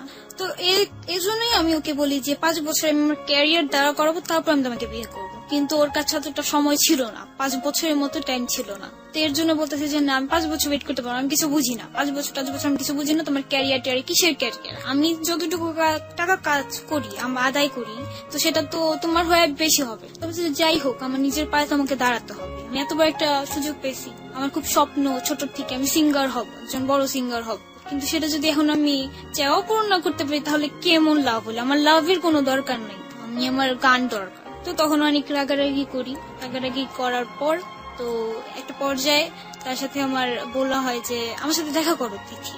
তো বলছি কেন দেখা করবো? তো বলতেছে যে দেখা করো, তুমি আমাকে দেখবা, দেখার পর তোমার যদি আমাকে ভালো না লাগে তো তুমি আমাকে রিজেক্ট করে দিও, আর তুমি আমাকে দেখবা আর আমি তোমাকে কিছু কথা বলবো। তুমি বলছি কি কথা? মোবাইলে বলো, দেখে কথা বলার কি দরকার আছে? বলে যে হ্যাঁ আমি মোবাইলে বলতে চাই না, আমি দেখার পরে কিছু বলতে চাই। তো বললো যে তুমি দেখা করো। সেদিন 11ই এপ্রিল ছিল, 12ই এপ্রিলের কথা ছিল দেখা করার, কিন্তু সেদিন আমি দেখা করতে পারি না, কারণ আমার নিজের তখন পার্লার ছিল। তো সেখানে আমাকে টাইম দিতে হবে, যেহেতু আমার পার্লার স্টাফ ছিল, কিন্তু স্টাফ থাকাকালীনও আমার কাজ করতে হতো। তো এর জন্য আমি আর দেখা করতে পারি না। সেদিন আমাদের বিয়ের কাজ ছিল। তো আমি বললাম যে আমি আজকে দেখা করতে পারবো না। তো সে অনেক আপসেট হয়ে গেল যে তুমি আমার সাথে কেন দেখা করতে পারবা না, দেখা করতে একটু অনেক করে বলতেছে কথাগুলো। তো আমার কাছে খারাপ লাগতো যে আরে বেচারাটা কষ্ট পাইতে সেটা খারাপ লাগতো, খুব খারাপ লাগতো। বা কথা না বলতে পারলেও খুব খারাপ লাগতো যে কথা বলতে পারতেছি না, কিন্তু বুঝতে পারতাম না যে কেন এরকম হইতেছে আমার সাথে, যে সে ছেলের প্রতি কেন মায়া কাজ করে, বা কেন আমি যে ছেলেটার সাথে আপনার কন্টাক্ট হওয়ার কথা গানের, রাইট? না না, তাহলে তুষারের সাথে। ওকে, হ্যাঁ। তুষারের গানের কন্টাক্টটা তাহলে কার সাথে? গানের কন্ট্যাক্টটা হয় আমার আরেকজনের সাথে, যেখানে আমি জব করতাম সেখানেও আপনার এই প্রেমের ফাঁদ বা প্রেমের সম্পর্ক, রাইট? না না, তাহলে তার সাথে ফ্রেন্ডশিপ ছিল আমার। এবং সেও আপনাকে বিয়ে করতে চাইতো? হ্যাঁ, সেও আমাকে বিয়ে করতে চায়নি। তাহলে এরকম কন্ট্রাক্টর বলতো যে বিয়ে করব না, বাট ভালো একটা রিলেশন থাকবে আমাদের মধ্যে। তো বলছি যে কেমন রিলেশন? তো বাজে কিছু রিলেশনের কথাই বলছে, তো আমি মানিনি। তো আমি টাকা দিয়ে আমি আমার অ্যালবামের কাজ করতে চাইছি, তো তখন টাকার কন্ট্রাক্টই হয়েছে। ওকে, হ্যাঁ। তুষারের প্রসঙ্গে তারপর তো তুষারের প্রসঙ্গে যাই, তো ওর জন্য আমার এমনি কেন জানি খুব মায়া লাগতো, বা কথা বলতে অন্য মানুষের সাথে কথা না বলে আমি ওর সাথে কথা বলতাম, সবাইকে বাদ দিয়ে ওর সাথে কথা বলতাম। বা কথা যদি না বলতে পারতাম তো অনেক খারাপ লাগতো যে আমি কথা বলতে পারতেছি না, বা এটা সেটা কেন লাগতো আমি জানি না, বুঝতাম না যে কেন। আমি কি তাকে লাইক করি? মাঝে মাঝে আমি নিজেই জিজ্ঞেস করতাম যে আমি কি তাকে লাভ করি বা লাইক করি, বা আমি কিভাবে লাইক করতে পারবো? সে তো আমার পছন্দের মতো ছেলে না, সে তো আমার মতন না, আমি যেমন একটা ছেলে চাই সে তেমন তো না। তো আমি তার সাথে কিভাবে লাইক করতে পারি? বা হয়তো তার কথা ভালো লাগে, যাকে এটা কোনো সমস্যা নেই, 2-1 দিন খারাপ লাগবে তারপর ঠিক হয়ে যাবে, এরকম চিন্তা করতাম। তো ওই 12 তারিখে দেখা করার কথা ছিল, দেখা করিনি। তো আমাদের দেখা হলো 13 তারিখ। তো সেদিন আমি বাসা থেকে বের হই, আমি কাজ শিখি, তো সেখানের কথা বলে বের হই যে আমি কাজ শিখতে গেতেছি। তো আম্মু বলতেছে আচ্ছা ঠিক আছে যাও, সমস্যা নেই। তো বাসা থেকে যখন বের হচ্ছি তখন আম্মুও বলতেছে আব্বুও বলতেছে যে আজকে বের হইস না, কেন জানি ভাল লাগতেছে না, তুই বের হইস না, দরকার নেই। তো আমি সবসময় একটু অন্যরকম ভাবে বের হই, যেমন মাঝে মাঝে 3 পিস বা প্যান্ট গেঞ্জি এগুলো পরে বের হলি, বা আমি চোখে একটু কাজল লাগাই। তো সেদিনও লাগাইছি, একই রকমেরই আমার গেট আপ ছিল। কিন্তু তবু আমার বোন বলতেছে কি যদি এত সাজছস কেন? তো বলছে আমি কই সাজছি, আমি তো সবসময় এরকমই থাকি, আমি এই গেট আপই থাকি। তো বলতেছে না তুই সাজা গুজা কোর্স করে বের হইছিস, তুই যাইস না কোনো জায়গায়, তুই মনে কারোর সাথে দেখা করতে যাবি। তো বলতেছে না আমি কারোর সাথে দেখা করতে যাবো না, বইলা। তারপরে বের হইছি, বের হওয়ার পর হাঁটতে হাঁটতে আমাদের বেড়িবাঁধের উপরে উঠলাম, সেখান থেকে রিক্সা নিলাম, রিক্সা নিয়ে খোলামোড়া ঘাটে নামলাম। এটা কি আপনার কারোর সাথে দেখা করতে যাওয়া নাকি এমনি এমনি দেখা করতে যাওয়া? কার সাথে? তুষারের সাথে। ওকে, হ্যাঁ। তো তারপর সেখানে গেলাম, আমি যাওয়ার পরে ও নৌকা নিয়ে দাঁড়ায় আছে, আমি নৌকা চড়তে গেছিলাম, ঘুরবো যে আমরা নৌকাতে ঘুরবো। তো সেখানে নৌকা নিয়ে দাঁড়ায় আছে। তো সেদিনই ফার্স্ট আমি ওকে দেখি, 1 বছরের পরে তার সাথে প্রথম দেখা। এর আগে আপনি ওকে ডিনাই করছেন ওর চেহারার জন্য, সেটা আপনি না দেখে ডিনাই করছেন? হ্যাঁ, না দেখে। কার কাছ থেকে শুনে? আমার ফ্রেন্ডের কাছ থেকে। এই শুনেই আপনি তাকে ডিনাই করে যাচ্ছেন কন্টিনিউ? হ্যাঁ। ওকে, তারপর তাকে আমি বাস্তবে দেখলাম। তো দেখার পরও আমি আশ্চর্য হয়ে গেলাম যে না, এ তো আমার পছন্দের না, একদমই না। যেটা আপনার ফ্রেন্ড বলেছিল সেটাই ঠিক আছে? হ্যাঁ, সেটাই ঠিক আছে, ও অতটা সুন্দর না। ওকে। তো আমাকে বলতেছে যে এই যে আমি মোবাইলটা দিয়ে আমাকে দেখাচ্ছে যে এই যে আমি। আপনাকে চিনলো কিভাবে? সে তো আমাকে চিনে, সে আমাকে আগেই দেখছে, দেখেই তো আমার নাম্বারটা দিয়েছে। ওকে। তো সে আমাকে চেনার পরে তারপর আমি নৌকায় চড়লাম। তো অনেকক্ষণ কথা হচ্ছে যে তুমি আমাকে কেন বিয়ে করবা না, বা কেন কি এটা করো না, এটাই করো না, তুমি জানো আমি তোমার জন্য মরে যেতেও পারবো। তুমি বলছি এগুলি ডায়লগ মারি, ছেলেরা মরতে পারে না। আপনি এতটা সাহসী ছিলেন যে নদীর নৌকার মধ্যে অচেনা একটা ছেলেকে উঠে আপনি এই ধরনের কথা বলছেন? হ্যাঁ, আমি তো কথা বলতাম তার সাথে। হ্যাঁ, বলতেন, কিন্তু তার সাথে আপনার আগে কখনো দেখা হয়নি, 1।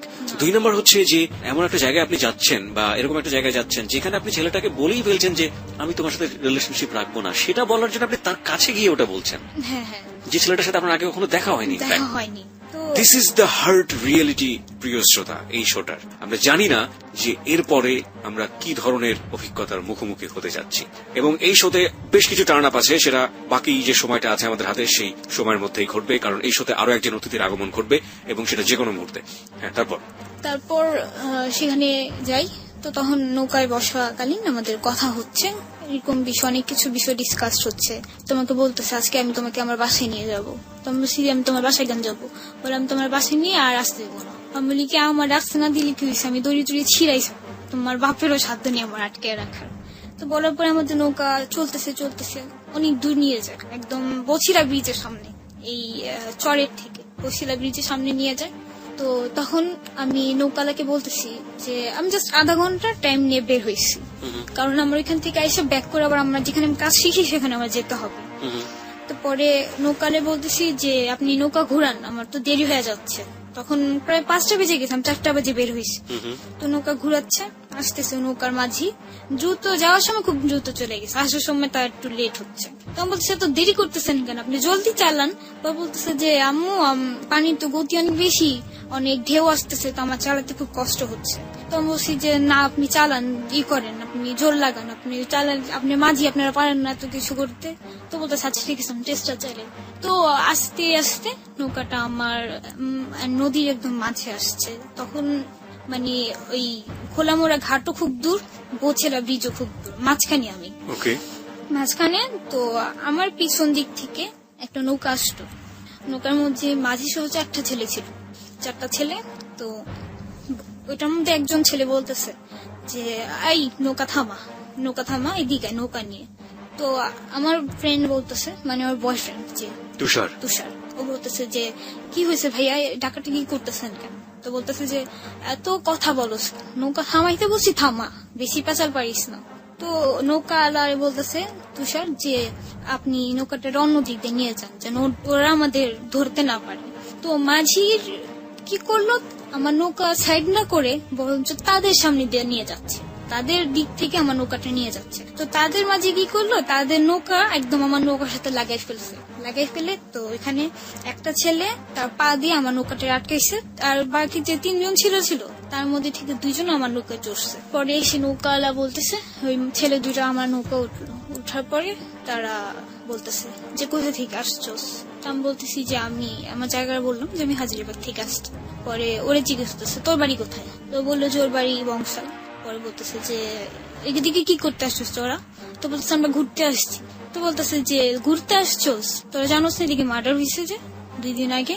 তো আমি বলছি যে না আমরা তো জানি না এইসব বিষয়। পরে বলতেছে ঘুরতে আসছোস কেন, এটা কি ঘুরার জায়গা? এটা ঘুরার জায়গা না, এদিকে নদী পাড়ের জায়গা। কে বসে তোদের ঘুরার তো সাহস কিসের? তো কি করলো ছেলেটা, বলে কি নাম, নৌকার থেকে নাম। বলতেছে আমারে আর আমার ফ্রেন্ড তুষারে বলতেছে নৌকা থেকে নাম। তো বলতেছে নৌকা থেকে আমরা কেন নামবো?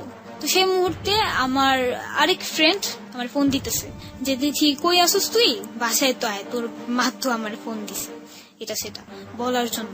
তো তখন আমার ফোন বাজতেছে, এর মধ্যে ছেলেটা আমার মোবাইলটা নিয়ে নিছে, আমার মোবাইল, আমার পার্স, তার সাথে আমার ফ্রেন্ডের মানে আমার বয়ফ্রেন্ডের তুষারের মোবাইল, ওর পার্সও নিয়ে নিছে ছেলে 2টা।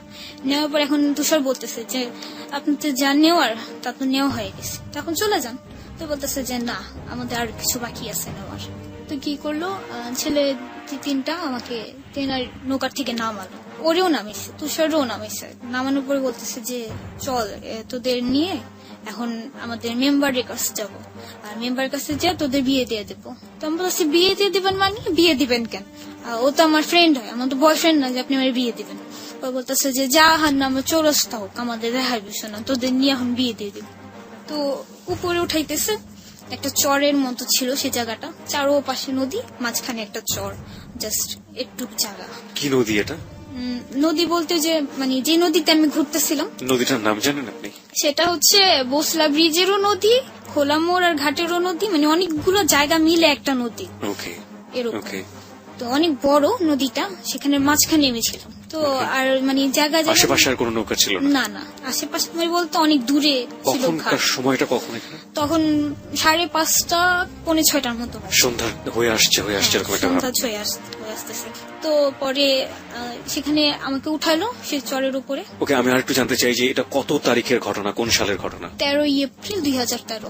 2013 সালের 13 এপ্রিলের ঘটনা প্রিয় শ্রোতা, মাত্র 2 থেকে 2.5 মাস আগের ঘটনা।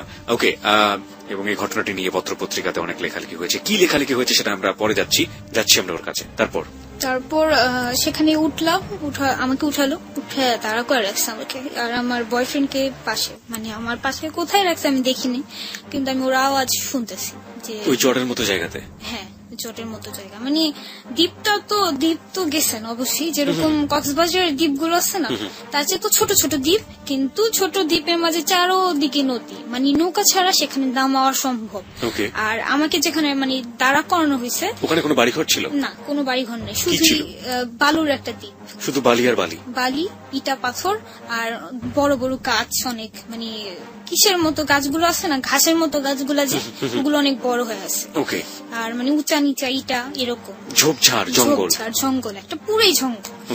তো ওই জঙ্গলের মতো একটা জায়গা, আর মানে যদিও আমি চিৎকার করে আমার পুরো গলা ফেটে ফেলি, বাট আমার কেউ সাড়া দেওয়ার মতো নেই, এরকম একটা জায়গা। তো সেখানে নিয়ে গেছে, আর এ পাশে নদী, চারো পাশেই নদী, 3 পাশে নদী, এক পাশে যে নদী সেখানে হচ্ছিল যে মানুষ খেকো যে মাছগুলো আছে না, সেই মাছগুলো, পিরানহা। হ্যাঁ, সেই মানে যে ফেলে দিলে কোনো কাউকে, তো ওই মাছগুলো খেয়ে ফেলে। মাগুর বা বিদেশি মাগুর বা অন্য কোনো যে কোনো মাছ, যে কোনো একটা মাছ হবে, ওই মাছের জায়গা ছিল। তো সেখানে আমাকে দাঁড়া করে, তো আমাকে দাঁড়া করানোর পর সে ছেলে বলতেছে, আমার সামনে একটা ছেলে এসে দাঁড়াইছে, তার নাম হচ্ছে রুবেল। তো সেই রুবেলের সাথে আরেকজন ছেলে ছিল, তার নাম হচ্ছে কাজল। আমি বলি 3 জন ছিল, 3 জনের নামে বলি, কাজল, রুবেল, রাজীব, আর মাঝিটার নামে এখনো আমি জানি না। তো কাজল আর রুবেল আমার সামনে দাঁড়ানো, তো এখান দিয়ে আবার আমার বয়ফ্রেন্ড করে অনেক মারধর করতেছে। তো আমি আওয়াজ পাচ্ছি যে সে মারতেছে, যে উ বলতেছে, চিৎকার করতেছে, সবই আমি আওয়াজ পাচ্ছি। আপনার সামনে থেকে নিয়ে গিয়েছে? হ্যাঁ, আমার সামনে থেকে নিয়ে গেছে। তো পরে বলতেছে, কাজল এসে আমাকে বললো যে আমার বড় ভাই, এটা রুবেলটা দেখালো যে এটা আমার বড় ভাই। আমি বলতেছে, এখন আমি কি করবো, বড় ভাই এসে তো কি হয়েছে? তো বলতেছে যে আমার বড় ভাই যা করতে চায় তুমি করতে দাও, তাহলে তোমাকে ছেড়ে দেবো। তো আমি বলতেছি যে কি করতে চায় বলেন, আমাকে ক্লিয়ারলি বলেন। তো বলতেছে যে বুঝো না তুমি কি নান্না বাচ্চা, যে তুমি কিছুই বুঝো না, যে তোমার সাথে কি করতে চায়। তো আমি বলতেছি যে না, সিরিয়াসলি আমি বুঝতে পারতেছি না, আপনি আমাকে বুঝায় বলেন। পরে বলতেছে যে আমার বড় ভাই তোমার সাথে এনজয় করবে, তুমি তারপর চলে যাবো।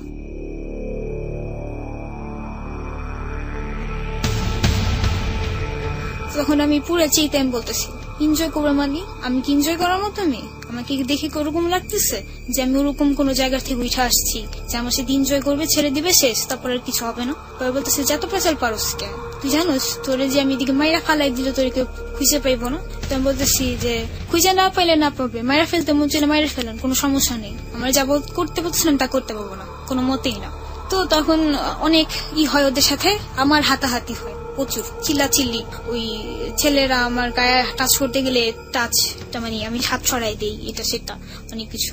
তো প্রথমেই রুবেল আমার সাথে জোরপূর্বক, মানে জোর জবরদস্তি আমার সাথে মানে ফিজিক্যালি রিলেশনটা করে।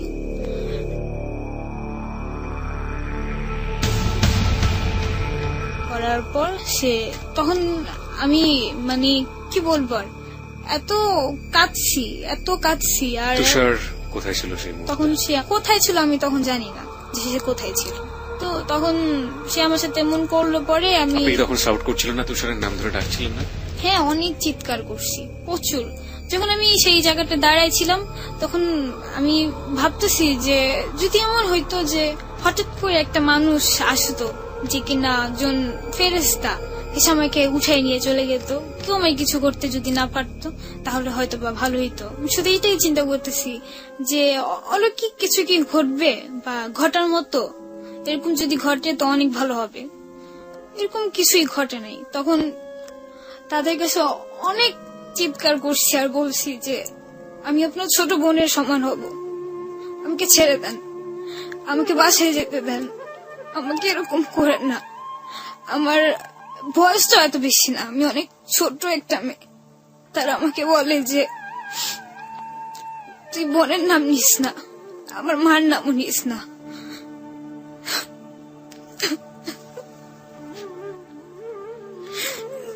তাহলে তোরে মেরে ফেলবো আমরা। তখন বলতেছি যে আমাকে এত কষ্ট না দিয়ে আপনি এক কাজ করেন, আমাকে মেরে ফেলেন, গলায় চিবিতে মেরে ফেলেন। বলে যে না, তোরে তো মারলে এনজয় করা মজা পাবো না, জিন্দা মানুষের সাথে একটা মজা করার মাঝে আর একটা মরা মানুষের সাথে কোনো মজা নেই। তারা আমাকে বারবার চাকুর আঘাতের মতো আমাকে আঘাত করে, কিন্তু আমি চিৎকার করতেছি আর শুধু একজন রাখি, কেউই আমার হেল্প করে না। একটা মানুষের মাঝে কোনো মানুষত্ব ছিল না।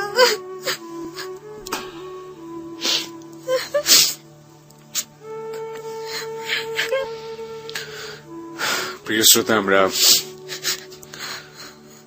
ঘটনার এখন যে জায়গাটিতে রয়েছি সেটা নির্মম বাস্তবতা, এবং সেই বাস্তবতা কতটা ভয়াবহ হতে পারে যারা একদম প্রথম থেকে শুনেছেন তারা বুঝতে পারবেন। এবং উই আর ট্রুলি স্পিচলেস। আমরা জানি না এই ঘটনার বিন্যাসগুলো কেমন, আমরা জানি না তুষারের রোলটা ওই মুহূর্তে কিভাবে হচ্ছে। আমরা শেষ পর্যন্ত আবিষ্কার করতে চাই। আপনি একটু নিজেকে কন্ট্রোল করে বলবেন যে প্রথম যে ঘটনাটা আপনার সাথে যে ঘটালো তার নাম ছিল রুবেল, তারপরে ব্যাপারগুলো কিভাবে হয়েছে? প্রথম রুবেল ছিল, তারপর সে চলে যাওয়ার পরে দ্বিতীয় কাজল আছে। বিরতির ঘন্টা বেজে গেছে প্রিয় শ্রোতা, আমরা বিরতির পরে ফিরে আসতে চাই। যাহা বলিব সত্য বলিব আজকে চরম অপ্রিয় একটা সত্যকে ফেস করছে। আমরা বিরতির পরে তাৎক্ষণিকভাবে ফিরে এসে সেই সত্যের মুখোমুখি আবারও হব। আপনাদের সবাইকে মনে করিয়ে দিতে চাই, আপনারা শুনছেন ABC radio FM 89.2। RJ Kibria আপনার সঙ্গে রয়েছে আরজে কিবরিয়ার টিম, আরজে সুমন এবং সাউন্ড এডিটর মঞ্জু। সার্বিক সহযোগিতায় রয়েছে হ্যালো 8920 টিম। এবং প্রিয় শ্রোতা, আজকে তিথি রয়েছে এখানে। তিথি তার জীবনের অপ্রিয় সত্যগুলো একের পর এক আজকে অবলীলায় বলছে। সে নিজেকে কোনো গোপন করেনি, তার জীবনের যে অপরাধগুলো ছিল সেগুলো সে অবলীলায় আজকে স্বীকার করেছে। এবং যে উদ্দেশ্য নিয়ে আজকে যাহা বলিব সত্য বলিবতে এসছে সেটা হলো তার মতো ভুল, তার মতো পাপের শাস্তি কিংবা তার মতো অপরাধ যেন পৃথিবীর আর কেউ না করে, এইভাবে যেন কেউ কখনো ভিকটিম না হয়। আমরা ঠিক সংবাদের পরপরই ফিরে আসব। সেই ফাঁকে আপনাকে আরো একবার মনে করিয়ে দিতে চাই, তিথির এমন একটি ছবি ফেসবুকে দেওয়া হয়েছে যেটাতে আপনার কিছুটা হলেও আপনি ফ্লেভার পাবেন, যাতে ওর কোনো ক্ষতি না হয় সেভাবেই সেই কথা মাথায় রেখে আমরা ছবিটা দিয়েছি।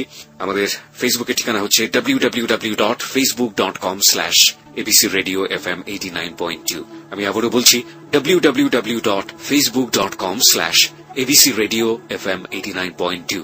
ওখানে যাবেন, যাওয়ার পরে আপনি লাইক দেবেন। লাইক দেওয়ার সঙ্গে সঙ্গে আপনি আমাদের জেবিএসবি এবং এবিসি রেডিও দুটোরই ফ্যান এবং মেম্বার হয়ে যাবেন। আমরা সংবাদের পরেই ফিরে আসব, আমাদের সাথেই থাকবেন।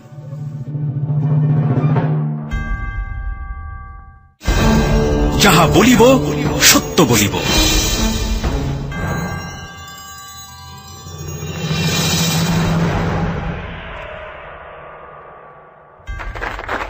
সংবাদের বিরতির পর প্রিয় শ্রোতা, আপনাদের সবাইকে আরো একবার আমন্ত্রণ জানাচ্ছি যাহা বলিব সত্য বলিবতে। আপনি শুনছেন আপনার প্রিয় স্টেশন এবিসি রেডিও FM 89.2, আর আপনি শুনছেন যাহা বলিব সত্য বলিব, এবিসি রেডিও রবিবারের রাতের আয়োজন। আরজে কিবরিয়া আপনার সঙ্গে রয়েছে আরজে কিবরিয়ার টিম, আরজে সুমন এবং সাউন্ড এডিটর মঞ্জু। প্রিয় শ্রোতা, আমরা আজকে এমন একজন অতিথিকে পেয়েছি যার জীবন এই ছোট্ট বয়সে, 18 বছরের বয়সে, এমন একটি অভিজ্ঞতার মুখোমুখি তাকে করে দিয়েছে যে অভিজ্ঞতা আমরা চাই না বাংলাদেশের কোনো মেয়ের সে অভিজ্ঞতা হোক। যাহা বলিব সত্য বলিব এখানে ভুলকে তুলে ধরে, অপরাধকে তুলে ধরে এবং বিবেকবোধকে তুলে ধরে। এই তুলে ধরার পেছনের মোটোটা হচ্ছে যারা ভুল করেন তারা যে কি শাস্তিটা পাচ্ছেন সেটা আপনাকে দেখানো, যারা কোনো অপরাধ করেন সেই অপরাধের শাস্তিটা আসলে কি হতে পারে সেটা আপনাকে দেখানো, বিভিন্ন অ্যাঙ্গেল থেকে যারা ভুলগুলো করেন সেই ভুলগুলো করার পরে এরকম তিথির মতো মানুষরা কিভাবে ভিকটিম হয় সেটা আপনাকে দেখানোর পর আমাদের বিশ্বাসের জায়গাটা হচ্ছে আপনার বিবেক।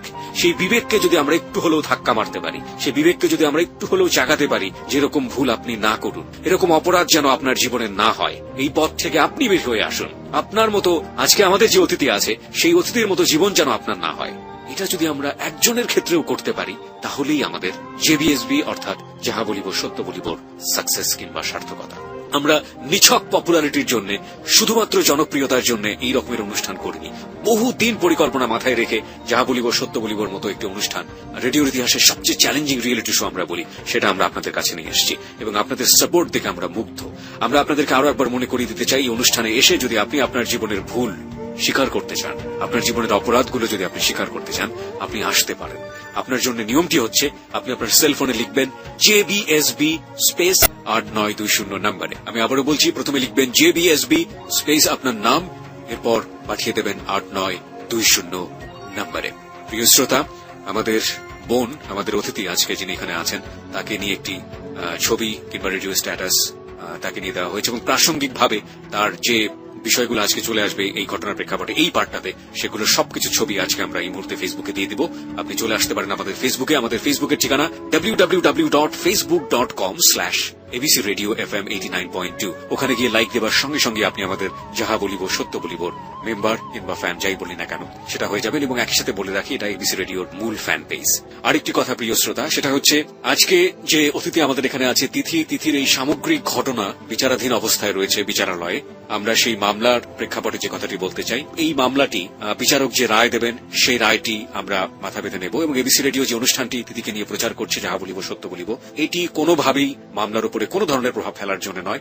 এটা একেবারে স্বতন্ত্র জায়গা থেকে, এটি সত্য না মিথ্যা সেটা জাজমেন্টের দায়িত্ব সম্পূর্ণ বিচার বিভাগের। আমরা শুধুমাত্র সচেতনতার পার্সপেক্টিভ থেকে আমরা এই ঘটনাটিকে অন্য সংবাদ মাধ্যমের মতো করে তুলে ধরছি। ওকে তিথি, আপনার কাছে আবারও ফিরে আসতে চাই। আমরা জানি যে একটা জঘন্য সময়ের মুখোমুখি আমরা হয়েছি, আমরা একটু জানতে চাই তারপরে কি হলো। হ্যাঁ, তারপর প্রথমত রুবেল যে আমার সাথে জোর জবরদস্তি ফিজিক্যালি রিলেশন হয়, তো তখন যতই চিৎকার করি আশেপাশে কেউই ছিল না। তার কাছে অনেক হাতে পায়ে তাকে ধরি, বলি আমি আপনার ছোট বোনের সব, কারণ তারা প্রত্যেকটাই ছিল খুব বড় বড় ছেলে, আমার বড় ভাইদের সমান সবাই। তো পরে তাদের বলছি, তারা কিছুই বলে না, বরঞ্চ আমাকে আরো ধমক দেয়, মারধরও করে। তারপরে আসলো আরেকজন ছেলে, কাজু, তৃতীয় জন, সেও আমার সাথে একই কাজই করে। তো আমি যখন চিৎকার করছি, সে আমাকে আরো বলে যে আরো চিৎকার কর, আরো তোর কান্নাটা আমার খুব ভালো লাগতেছে, আরো কাঁদ, আরো চিৎকার কর, আরো জোর নেই, গলার মাঝে আর জোর নেই, আরো জোর দিয়ে চিৎকার কর। তা আমি যতটুকু সমর্থ ছিল আমি চিৎকার করছি। তো তারপর আরেকজন ছেলে আসে, তৃতীয় রাজি, সে আসে, সেও আমার সাথে একই কাজই করে, সেম। তার কাছেও প্রচুর কান্নাকাটি। এখানে আমি আমার অজস্র বা চিৎকারের উপরেই আছি, জাস্ট হেল্পের জন্য। যাদের যার কাছে পাচ্ছি আমি আমার হাতটা পাইটা দিচ্ছি, আমি তাদের পায়ে পর্যন্ত ধরছি। সে জানোয়াররা আমাকে ছাড়ে নাই। জানোয়ার যেমন একটা মরা মাংস পেলে যাবে টুকরা টুকরা করে খায়, ছিঁড়ে ছিঁড়ে, তেমন করে আমাকে খাইছে তারা।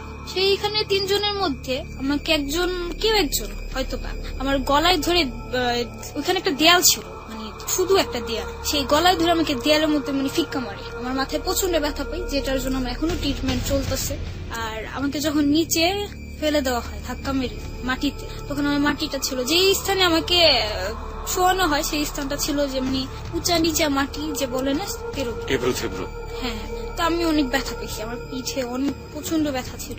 তারপর তিনজনের পর আরো তিনজন আসে। ওই তিনজন তো নৌকাতে ছিল না, ওরা ওখানে ছিল। হ্যাঁ, ওই তিনজন ওখানেই ছিল।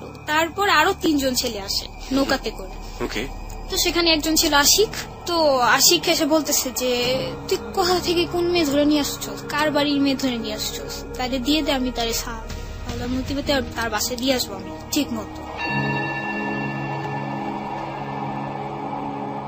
তো তখন যখন আমি তার কথাটা শুনলাম, আমার কাছে মনে হলো যে না, একটা মানুষ পাইছি কেউ আমাকে বাঁচাবে, কেউ আমাকে এই জাহান্নামটা যে আমি জ্বলতেছি যে দোজগে, সে যুদুক থেকে আমাকে উদ্ধার করবে। কিন্তু তা হয়নি। সে কিছুক্ষণ পরে সে নিজে এই সমাজ সাথে একই কাজ করলো, বরঞ্চ আরো তার ফ্রেন্ড যে ছিল সে এসে লাইট দিয়ে আমাকে চেহারা দেখাচ্ছে, বলে চেহারাটা দেখা নে, মেয়েটা অনেক সুন্দর, আরো বেশি মজা পাবি তাহলে। সে সেম একই কাজ করলো। তখন সন্ধ্যা হয়ে গেছে, তখন সন্ধ্যা শেষ হয়ে প্রায় 7:30টার মতো বাজে এরকম। তো আমার গলা প্রচুর শুকায় গেছিল। তো আমি তাদের কাছে জাস্ট একটু পানি চাইছি, যেটা আমার লাস্ট রিকোয়েস্ট, যেটা যে আমি জানতেছি যে রিকোয়েস্ট আমি যতই করি আমার কিছু করার ছিল না, আমাকে কেউ কিছু করবে না। আর যেটা হচ্ছে মেন কথা, যে আমাকে যখন বাড়ি মারে তো তখন আমার এরকম অবস্থা ছিল যে মানে আমি সবকিছু দেখতেছি, সবকিছু সহ্য করতেছি, চিৎকারও করতে পারতেছি, বাট আমার সম্পূর্ণ শরীরে কোনো শক্তি ছিল না যে আমি কাউকে কিছু করব বা আমি দৌড়াবো বা আমি পালাবো, এরকম কোনো বই ছিল না বা কোনো শক্তিও আমার গায়ে ছিল না। তাদের কাছে আমি একটা ফোঁটা পানি জাস্ট রিকোয়েস্ট করছিলাম যে আমাকে একটু পানি দেন, আমি একটু পানি খাবো, আমার প্রচন্ড পরিমাণে তৃষ্ণা পেয়েছে। অথচ সে ছেলেগুলো আমাকে একটা ফোঁটাও পানি দেয়নি। যে মানে পানির তৃষ্ণা যে কত বেশি সেটা আমি বুঝতে পারছি সেদিন। যে আমাকে যদি সেদিন ড্রেন থেকে পানি যদি এনে দিত, আমি মনে হয় সেটা খাইলেও আমার কাছে শান্তি থাকতো যে আমি পাইছি, একটু পানি পাইছি এত কষ্টের পর। যেটা হচ্ছে জঘন্য পরিমাণের কষ্ট তারা আমাকে দিচ্ছে, একের পর এক ছেলে আসতেছে, যে তিনজন, সেই তিনজনই আমার সাথে একই কাজ করলো। করার পর তখন যেখানে আমাকে শোয়ানো হয়েছিল যে পার্টিতে, সম্পূর্ণ পার্টি ব্লিডিং দিয়ে ভরে গেছিল। আমি তখন তাদের বলতেছি যে দেখেন আমার প্রচুর ব্লিডিং হইতেছে, আমাকে ছেড়ে দেন, আমার হয়েছে তো আপনাদের যা করার শেষ, আমার এবার ছেড়ে দেন, আমার কি এখনো রেখে দিবেন, আমার রেখে কি লাভ আছে বলেন, আমার সাথে এমন কেন করতেছেন আপনারা। তো পরে বলতেছে যে চিল্লাইস না, বেশি চিল্লাইস না, আমাদের সিনিয়র ব্যাচ আসতেছে, সিনিয়র ব্যাচ, আর যদি বেশি সিনিয়র ব্যাচ জেনা ফেলে তাহলে তুই বাঁচবি না, আর চিন্তা করিস না, তোরে তো মারবো না, তোরে আমি তিলে তিলে মারবো। আমি বলতেছি তিলে তিলে মারবেন মানি? তো বলতেছে হ্যাঁ তিলে তিলে মানি, ফার্স্টে তোরে কষ্ট দিব, যে কষ্ট পেতেছিস না তুই, তারপরে তোরে এখানে ফেলে দেবে, যে মাছগুলি তোরে খায় শেষ করবে, এরকম ভয় দেখাইতো আমারে যে মেরে ফেলবো এটা সেটা। তো তখন ওই জুনিয়র ব্যাচ চলে গেল নির্জন একটা শুধু জায়গা। তখন প্রায় 9টার মতো বেজে গেছে, অনেক রাত, আর একটা জঙ্গল একটা রাতে কেমন হইতে পারে বুঝতেই পারতেছেন। কোনো কিছু নাই, আশেপাশে কোনো কিছু দেখা যাচ্ছে না। তো আমার বয়ফ্রেন্ডে দেখলাম, ছেলেগুলা যাওয়ার আগে সে আমার বয়ফ্রেন্ড আমার উপরে ফিকে ফেলে দিছে, বলে যে তোরে চান্স দিলাম, যা তুই যদি কিছু করতে মন চায় কর। তো তখন আমি ভাবলাম যে হয়তোবা সেই আমার সাথে এমনটাও করছে, আমার বয়ফ্রেন্ডই মনে হয় আমার এরকম করছে, যেহেতু ওর আমার প্রতি জিদ থাকারই কথা। তো তখন ওরে ধরে অনেক কাঁদতেছি যে আমার সাথে এমন কেন করলা, তুমি আমার সাথে এমন কেন করলা। বলতেছে আমি কি করছি, আমি তো কিছু করিনি, আমি তো কিছু জানি না, আমার তো কেন কোন দোষ নেই, তুমি আমারই দোষারোপ করতেছো। তো বলতেছি যে তুমিই করছো সবকিছু, তুমি না করলে তারা সাহস পাই কেমনে। বলে আমি একটা মানুষ, আর এখানে এতগুলা ছেলে, আমি কিভাবে তোমার বাঁচাবো বা কিভাবে ধরবো, তারা দুজনই তো আমার ধরে রাখছে, তারপরে গেলে আবার আরো দুজন এসে আমার ধরে রাখে, আমি কিভাবে তোমাকে বাঁচাবো। তো পরে বললাম যে যাক সবাই করছে, এখন তুমি করবে না কিছু। তো বলতেছে যে আমি তোমাকে তো ভালোবাসি, আমি তো তোমার দেহকে ভালোবাসি না, যে আমি তোমার দেহর জন্য তোমাকে এই জায়গায় নিয়ে আসছি, হ্যাঁ সবার শেষে আমি তোমাকে উপভোগ করব। তো পরে আমাকে ধরে ধরে নিয়ে যাচ্ছে, সে ছেলেগুলা বলে কি যে তার পাশে আরেকটা দ্বীপ, সে দ্বীপটা হচ্ছে আরো জঙ্গলের মতো, সেখানে ফেলে রাখলো আমাকে। তারা চলে গেল সবাই। তুষার বলতেছে যে আমাদের ঘাট পর্যন্ত দিয়ে আসেন, আপনার এখানে ফেলে রেখে গেতেছেন, কে আমাদের বাঁচাবে। পরে বলে কি দূর তোরা, যে যেমনি মন চমনে বাঁচলে বাঁচবি, না বাঁচলে মরে যাবি, যা আমগো কি, আমরা বাঁচতে পারলেই চলে। তো চলে গেছে ওরা ওইখান দিয়ে আধা ঘন্টা কি 1 ঘন্টার মতো। পরে একটা বড় ব্যাচ আসছে, সেখানে ওই মাঝি, যেই মাঝি সে ছেলে সেই মাঝি সেই 3 জন লোককে নিয়ে আসছে, আরো 3 জন লোক। সেখানে 2 জন ছিল আমার বাবার মতো বৃদ্ধ, আর একজন ছিল আমার বড় ভাইয়ের চেয়েও বড় হবে। তো সেখানে যেই ফার্স্ট লোকটা, সে আমাকে মেয়ে ডাকে, বলে তুমি আমার মেয়ে সমান, কিন্তু অথচ সে আমাকে যখন মেয়ে ডাকে তখন মনে হলো কি যে যাক উপর থেকে একটা ফেরেশতা নিচে নামছে, এবার আমি বাঁচবো, যেমনি হোক আমি বাঁচবো, সে আমায় কিছু করবে না। বাবা কি কখনো মেয়ের সাথে কিছু করতে পারে? কখনোই করতে পারে না। সে আমার মেয়ে ডাকছে, দ্যাটস মিন সে আমাকে বাঁচাবে। কিন্তু সেই বাবা যে নরপিচাসের মতো কিছু করতে পারে কোনোদিন আমি কল্পনা করতে পারিনি। সেই বাবাও আমার সাথে একই কাজ করে। আর যে আরেকজন লোক ছিল, সে আমাকে বোন ডাকে, নিজের মার পেটের বোন, সেও আমার সাথে একই কাজ করে। আরেকজন লোক ছিল, সেও একই কাজ করে। করার পর তারা আমাকে বলে তুমি বাঁচতে চাও? তো বলতেছি অবশ্যই বাঁচতে চাই। বলে বাঁচাবো, একটা শর্ত আছে। তো বলতেছি কি শর্ত?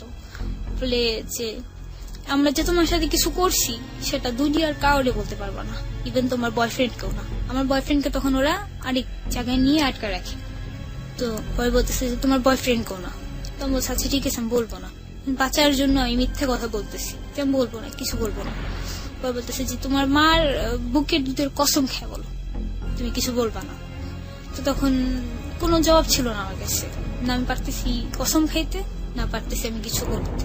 তো তারপর সে লোক বলল যে আমি তোমাকে নিয়ে যাব, নিয়ে আমি তোমাকে আমার বাসায় রাখবো, তারপর দিন তুমি তোমার বাসায় যাবা। তো তখন কি ইভেন র্যাবের কাছে পর্যন্ত চলে গেছে, পুলিশের কাছে কেস চলছে, আমাদের হাজারীবাগে থানা হয়ে গেছে জিটি, যে আমার বোনকে পাওয়া যায় না। একটু থামাবো আপনাকে, এরপর যে আমরা কিছু জিনিস আমাদের ফেসবুকে পোস্ট করতে চাই। আপনার এই ঘটনা তো পত্রপত্রিকায় এসেছিল, হ্যাঁ। আপনার জানা মতে কোন কোন পত্রপত্রিকা এসেছিল? সমকাল, বাংলাদেশ প্রতিদিন, আমাদের দেশ, ভোরের কাগজ, তারপর জনকণ্ঠ, কালের কণ্ঠ। এই ধরনের শীর্ষ দৈনিক যেগুলো আছে প্রত্যেকটা পত্রিকাতে এসেছিল। হ্যাঁ। কি এসেছিল ওখানে, কি শব্দ ব্যবহার করা হয়েছিল? কিশোরীকে ধর্ষণ। কিশোরীকে ধর্ষণ, ক্যারিগঞ্জে গণধর্ষণ কিশোরী। ওকে, প্রিয় শ্রোতা, আমরা কিছু পত্রিকার কিছু ক্লিপিংস আপনাদেরকে এই মুহূর্তে ফেসবুকে দিয়ে দিচ্ছি। আপনারা ওখানে পড়লে ডিটেল জানতে পারবেন যে ও যেটা বলেছে এবং সেভাবে যেভাবে রিপোর্ট এসছে সেখানে কোনো মিল কিংবা অমিল আছে কিনা। আমরা আমাদের ফেসবুকের ঠিকানা আরো একবার আপনাদেরকে বলে দিচ্ছি। আমাদের ফেসবুকের ঠিকানা হচ্ছে www.facebook.com/abcradiofm89.2। আমি আবারও বলছি www.facebook.com/abcradiofm89.2। ওখানে যাবেন, যাওয়ার পরে আপনি লাইক দেবেন, লাইক দেওয়ার সঙ্গে সঙ্গে আপনি যাহা বলিব সত্য বলিব এবং একই সাথে এবিসি রেডিওর মূল যে ফ্যান পেজটি সে পেজটির মেম্বার হয়ে যাবেন। হ্যাঁ, তারপর রাতের বেলা ওই লোকটা আমার বোনকে ফোন করলো, পরে বলতেছে আপনি কি তিথির বোন? পরে বলতেছে যে হ্যাঁ আমি তিথির বোন। তিথি কোথায়? পরে বললো যে আপনারা চিন্তা করেন না, তিথি ভালো আছে, ঠিক মতো আছে, ওরে জাস্ট টাকাতে ধরছিল। তো বলতেছে যে আচ্ছা ঠিক আছে, তাহলে আমরা এখন আসতেছি, ওকে নিয়ে যাবো। তো পরে ফোনটা আমাকে দিল।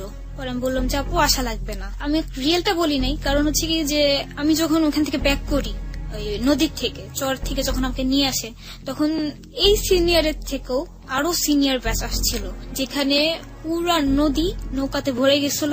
আর সেখানে এক একটা নদীতে 10-12 জন করে ছেলে ছিল, যারা একই কাজ আমার সাথে করার জন্য আসতেছিল নৌকাতে। হ্যাঁ, কিন্তু তারা মানে যে আমাকে আর পায়নি। আমি তখন আশা পড়তেছি, তো তখন আমাকে আনা হয়েছে একদম চেহারা, মানে আমাকে মাথায় কাপড় দিয়ে পুরো ফেসটা ঢাকা, যে মানে মাঝখানে, সবার মাঝখানে আমাকে বসাইছে, যেন কেউ বুঝতে না পারে আমি মেয়ে বা আমি একটা মেয়ে বসে আছি এর জন্য।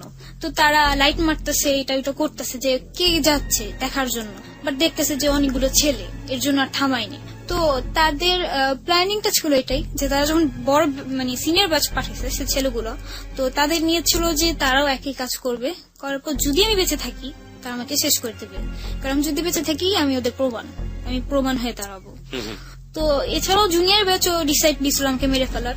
তো এক ফ্রেন্ড আরেক ফ্রেন্ডে বলতেছে যে মারতে হলে তো দুজনকে মারতে হবে, একজন মারলে আরেকজনের সাক্ষী হয়ে থাকবে, আরেকজন মারলে আরেকজনের সাক্ষী হয়ে থাকবে। তো ওই যে ছেলে ছিল যে আশিক, ও খুব চালাক, বলে যে মেয়েটারে শেষ কর, ছেলেরে কোনোভাবে বুঝায় নেওয়া যাবে, যেমন মানে ওদের নিয়ে ছিল গুসটুস দিয়ে কিছু করা যাবে, বাট মেয়ের তো সবকিছুর মাঝে প্রমাণ পাওয়া যাবে আমরা কিছু করছি, মেয়েরে শেষ করবে। পরে বলতেছে যে না, মেয়েরে শেষ করা যাবে না, আমাদের তো সিনিয়র ব্যাচ আসবে, সিনিয়র ব্যাচ গাইসা নিক, তারপরে তারা ডিসাইড করবে কি করা যায়। তো সিনিয়র ব্যাচ আসার আগে আমি এসে পড়তেছি, তো তারা ডিসাইড, মানে তাদের হাতে ছুরি টুরি সবকিছু ছিল, তাদের লাইট জ্বালানো, তো আমি দেখতেছি সবকিছুই।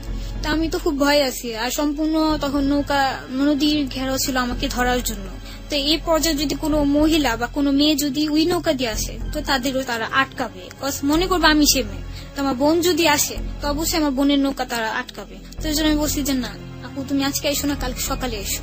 তো সকালে যখন আসে, সেদিন পহেলা বৈশাখ, আমি অনেক কিছু আশা করছিলাম যে পহেলা বৈশাখে আমি সাদা শাড়ি পরবো, লাল গহনা পরবো, ঘুরবো, এখানে যাবো ওখানে যাবো।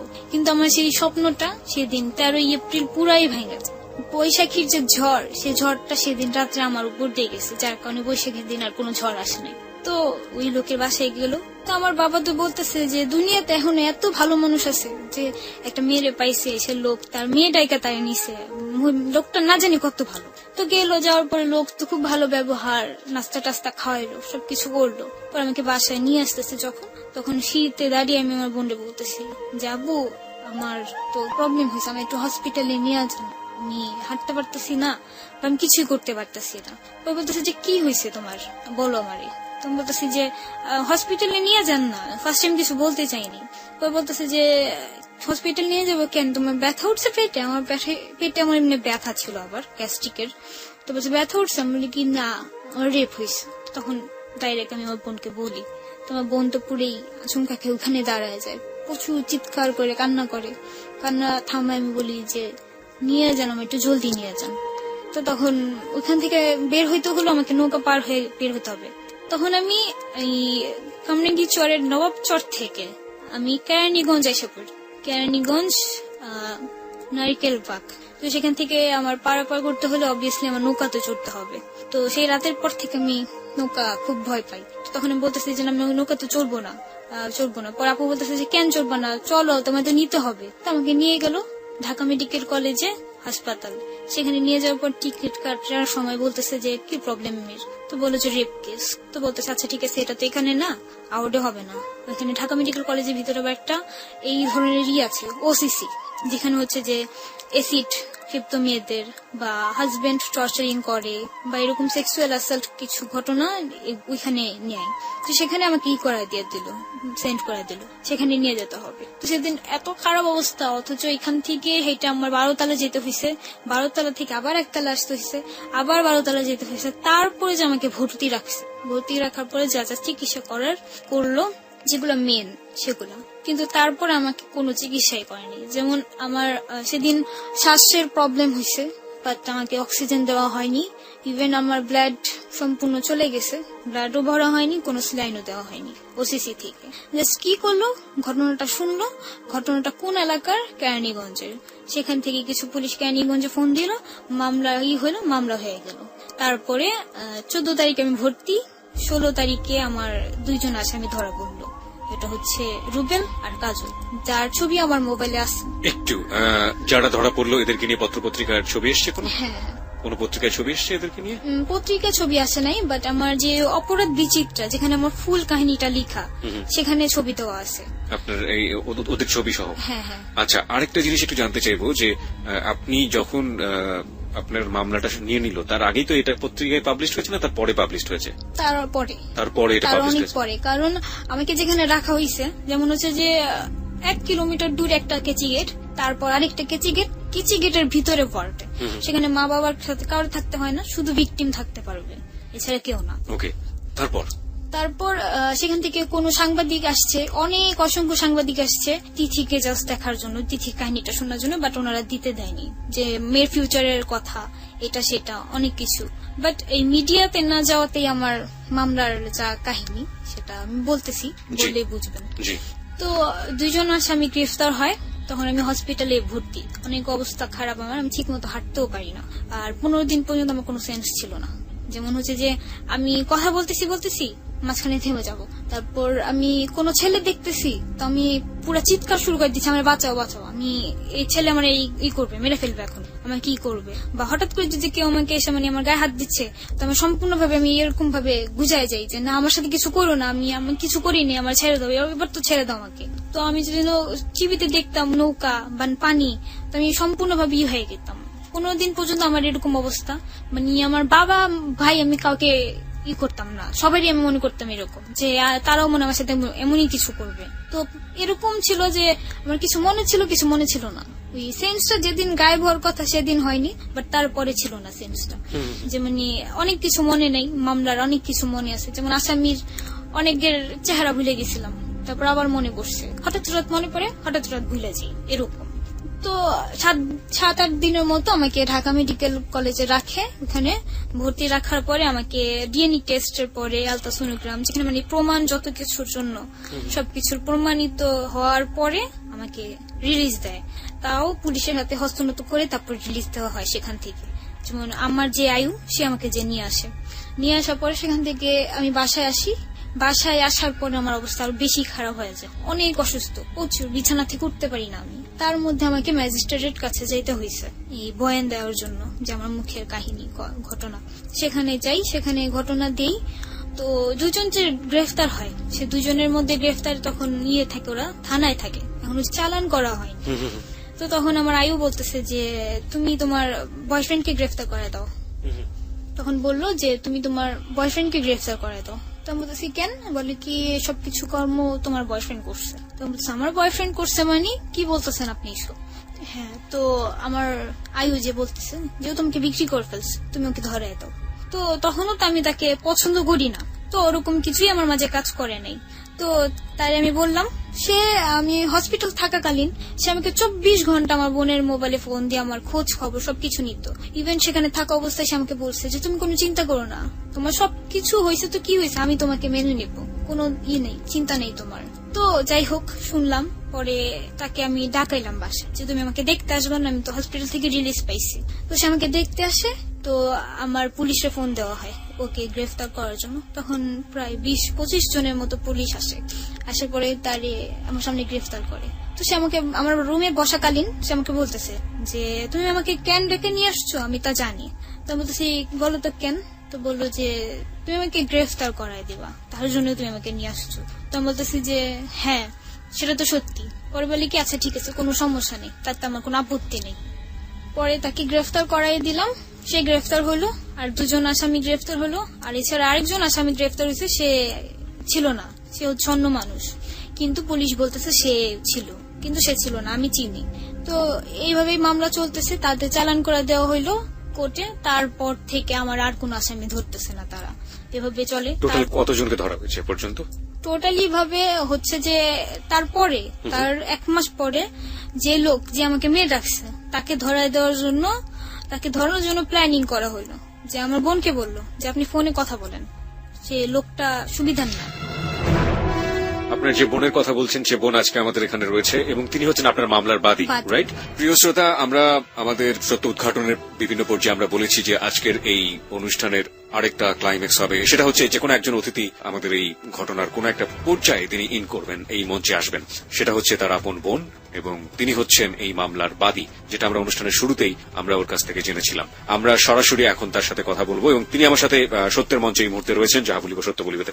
আপনার নামটা একটু প্রথমে বলবেন? আমার নাম নাজনীন বৈশাখী। নাজনীন বৈশাখী, আপনি আমাদের তিথির ইমিডিয়েট বড় বোন নাকি মেজ বোন? আমি মেজ বোন। যে বোনটাকে দেখেও সবসময় ভয় পায় সেই বোন? সেই বোনটাই আপনি? হ্যাঁ মনে হয়। ওকে, আপনাকে দেখেও ভয় পায়। আপনি তো ওকে আনতে গিয়েছিলেন, রাইট? হ্যাঁ।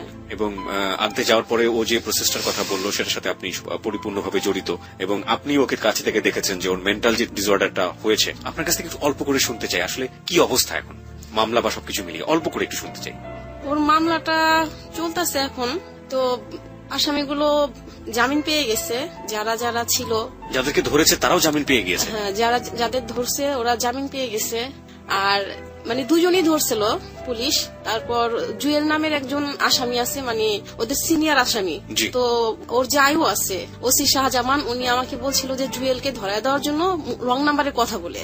তখন আমি মানে জুয়েলের নাম্বার দিছিল, কিন্তু নাম্বারটা ছিল ভুল।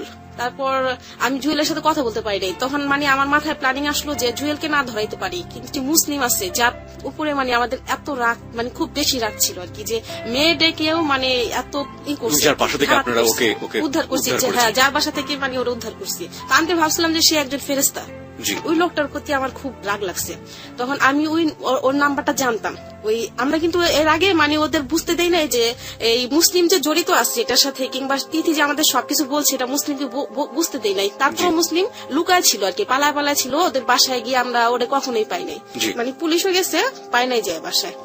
তারপর মুসলিমকে ধরার জন্য আমি চিন্তা করলাম যে মুসলিমের নাম্বারে ফোন করি আর কি। তারপর রং নাম্বারে ওই মুসলিমের সাথে আমি কথা বলা শুরু করি। সে কিন্তু একজন মানে সিনিয়র একজন লোক, মানে আমার বাবার বয়স যেটাকে বলে। হ্যাঁ, সে আমার সাথে রং নাম্বারে কথা বলতে আগ্রহী। সে আমার সাথে রং নাম্বারে পরে কথা বলছে পরে আমি তাকে বলছি যে এমন এমন জায়গায় আসেন, যেমন ওই যে আহসান মঞ্জিলে আসেন, এটা থানার কাছে আছে। তো আমি শাহজামানকে বললাম যে মানে ওসি তদন্ত যে আছে বর্তমানে, ওই ভাইয়াকে বললাম যে ভাইয়া এরকম এরকম ওইখানে আসবে। তো উনিও বললো যে ডাক দেন, আপনি ডাকেন, ডাকার পরে আমরা আসবো। তারপরে ওই মুসলিমকে ওইখান থেকে ধরাই দিছি আর কি। মুসলিম আসছে আমার সাথে দেখা করতে। যে লোকটা মনে করেন একজন বয়স্ক, তার ওয়াইফ আছে, মানে তারপরে থাকা সত্ত্বেও মানে সে আবার একজন কতটা নারী লোভী, মানে এটাতেই তো বোঝা যায়। হ্যাঁ, এটাতেই তো বোঝা যায় নারী লোভী একজন লোক। তারপরে মনে করেন তাকে আমি ধরাই দেই। এইভাবে মানে 3 জনকে ধরে। এছাড়াও মানে আরেকজন হজরত নামের একজন লোককে ধরছে।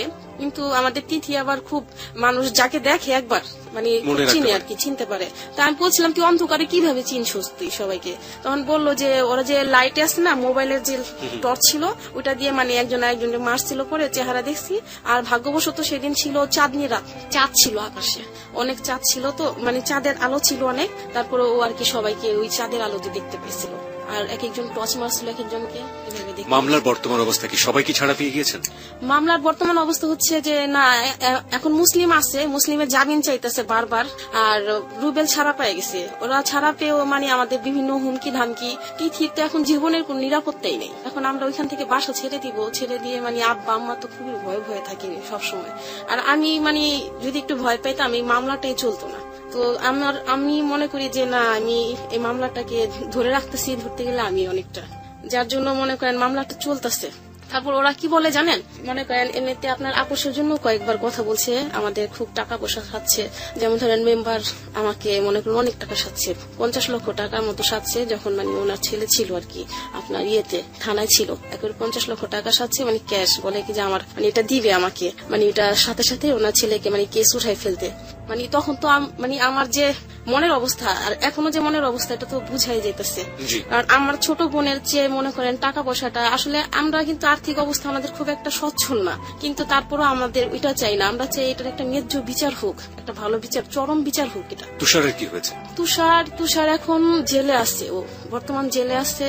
আর আমার মনে হয় যে তুষার ছেলেটা দোষী না, মানে যতটুকু বুঝছি আর কি, ফার্স্ট টু লাস্ট বুঝা গেল যে ছেলেটা খুব একটা দোষী না আর কি।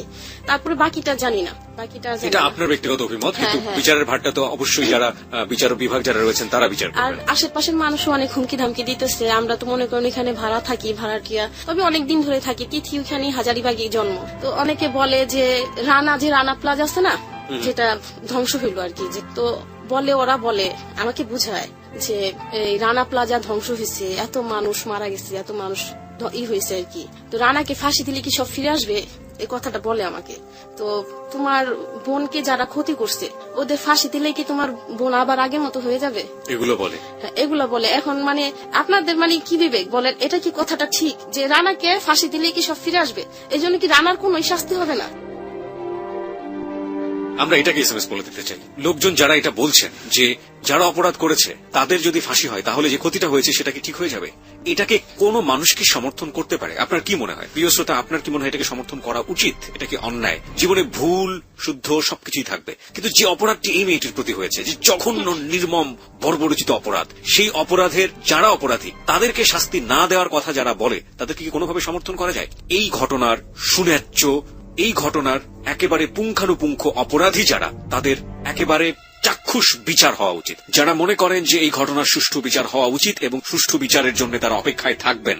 যদিও আমরা দেখেছি যে এই মেয়েটির প্রথম জীবনে অনেক বড় ফল্ট রয়েছে, ও সেটা স্বীকার করেছে যে, এবং সেটা অনেক বড় ধরনের গর্হিত অপরাধ, কিন্তু ওর জীবনের শেষ পর্যায়ে এসে সেটা যেভাবেই হোক না কেন যেটা হয়েছে সেটার একটি সুষ্ঠু বিচার অবশ্যই হওয়া উচিত। এবং সেটার জন্য যে ভদ্রমহিলাটি, তার বড় বোন যে লড়ে যাচ্ছেন, সেটার পেছনে আপনার একেবারে যুক্তিযুক্ত সমর্থন রয়েছে এবং আমরা বিচার বিভাগের প্রতি একেবারে উন্মুখ হয়ে রয়েছি যে সঠিক বিচারটি আমরা শেষ পর্যন্ত পাবো। যারা এটাকে সমর্থন করেন তারা লিখেন ইয়েস, YES, ইয়েস, এবং যারা এর বিরুদ্ধে কোনো কিছু বলতে চান তারা লিখবেন নো, NO, নো, লিখে পাঠিয়ে দেবেন 8920 নম্বরে। আমরা আপনাদের রেজাল্টের অপেক্ষায় আছি। আমরা দেখতে চাই যে আজকে যে ঘটনাটি এখানে প্রচার করা হলো সেই ঘটনাটি আপনাদের মনে কতটুকু এবং কিভাবে ইম্প্যাক্ট ফেলেছে আমরা দেখতে চাই। এবং আপনি যদি মনে করেন যে বিচার সঠিকভাবে পাওয়া উচিত এবং বিচারের প্রত্যাশা আপনি আছেন, তাহলে আপনি লিখবেন ইয়েস, YES, এবং আমরা ডেটাটা বলতে চাই যে কত শতাংশ মানুষ এখানে ইয়েস বলেছেন। প্রিয় শ্রোতা, যাই লিখুন না কেন লিখে পাঠিয়ে দেবেন 8920 নম্বরে। একটু পরে আমরা এসএমএস বলে রেজাল্ট জানিয়ে দেবো। আপনি ইয়েস অথবা নো লিখে পাঠিয়ে দেবেন 8920 নম্বরে। হ্যাঁ, যেটা বলছিলেন আপনি। আমার বোনকে যখন আমরা উদ্ধার করি তখন আমার ছোট বোন মানে একদম স্তব্ধ, মানে একদম যখন হাসপাতালে ছিল একদম স্তব্ধ। আমি কিন্তু দেখছি যে অন্য কারণে ও খুব কান্নাকাটি করে, কিন্তু এই ব্যাপারের পরে কিন্তু একদম পাথরের মতো হয়ে গেছে। ওর চোখে আমি পানি দেখি নাই, তখন আমি কিন্তু অনেক কান্না করছি, আমার মানে চোখে অনেক পানি আসছিল। আর আমি কান্না করে আমি বলছিলাম আমার ছোট বোনকে, কি রে তিথি, তোর চোখে কোনো পানি নাই? তোর চোখে কোনো পানি নাই কেন? তুই কথা বলিস না কেন? একদম স্তব্ধ হয়ে গেছিল। তখন ও আমার কান্না করে বলে নাই, আমাকে এমনিতে স্তব্ধ ভাবেই বলছিল যে দেখ আপু, কাল রাতে এত চিৎকার করছি যে আমার কণ্ঠে কোনো স্বর নাই, এত কান্না করছি যে আমার চোখে আর পানি নাই। আমি বলি যে আমাদের সমাজে, আমাদের বাংলাদেশে কি কোনো বিবেকবান মানুষ নাই, দেশপ্রেমিক নাই?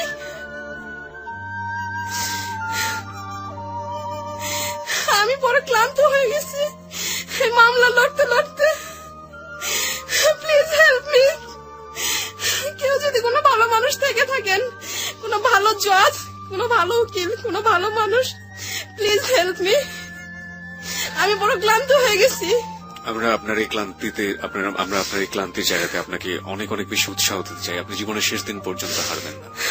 আপনি যাহা বলিব সত্য বলিবতে আজকে এসেছেন, আপনার বোনকে সাথে করে নিয়ে এসেছেন, লাখো মানুষ এখানে শুনছে। আমরা আমাদের দায়িত্বটা পালন করেছি, আমরা পুরো দেশকে জানিয়ে দিয়েছি this is the big platform. এবং আমরা বিশ্বাস করি নিশ্চয়ই বিচারালয় থেকে যে রায়টি আসবে সেটা নিশ্চয়ই যিনি অপরাধী তার জন্য যেন শাস্তির হয় এবং যিনি নিরপরাধী তার জন্য যেন সেটা মেনে নেয়ার মতো হয়, নিরপেক্ষ বিচারটি যেন হয়, কোনো অপরাধী যেন এখান থেকে পার না পেয়ে যায়। আমরা ঘটনাটি তুলে ধরেছি, আমরা কোনোভাবেই মামলাকে প্রভাবিত করতে চাইনি, আমরা প্রেক্ষাপটটি তুলে ধরেছি। 1 2 নম্বর হচ্ছে যে জায়গাটি আমাদের মূল টার্গেট ছিল সামাজিক সচেতনতার জায়গাটিতে, সেখানে আমরা প্রথমেই আপনাকে আরো একবার মনে করে দিতে চাই তিথির সেই কথাটি, আমার মতো ভুল যেন কেউ না করে এবং আমার মতো জীবন যেন আর কোনো তিথির না হয়।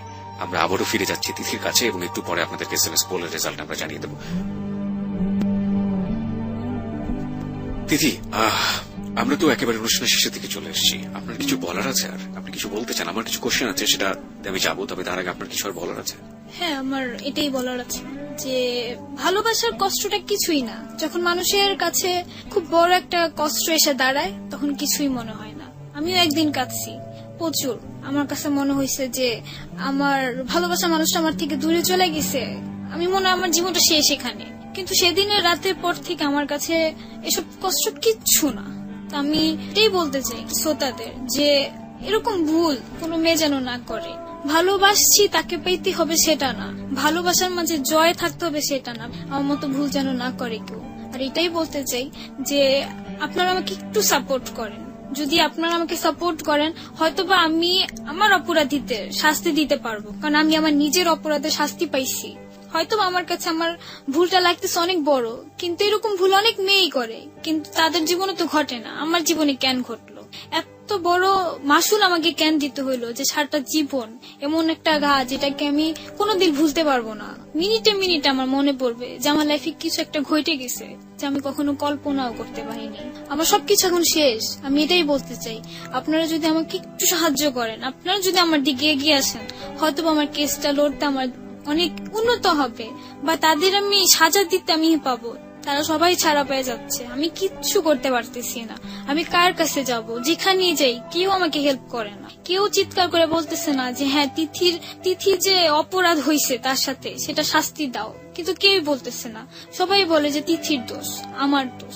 আমি স্বীকার করি আমার দোষ কিছু ছিল, তার জন্য কি আমার এত বড় একটা শাস্তি ভোগ করতে হবে?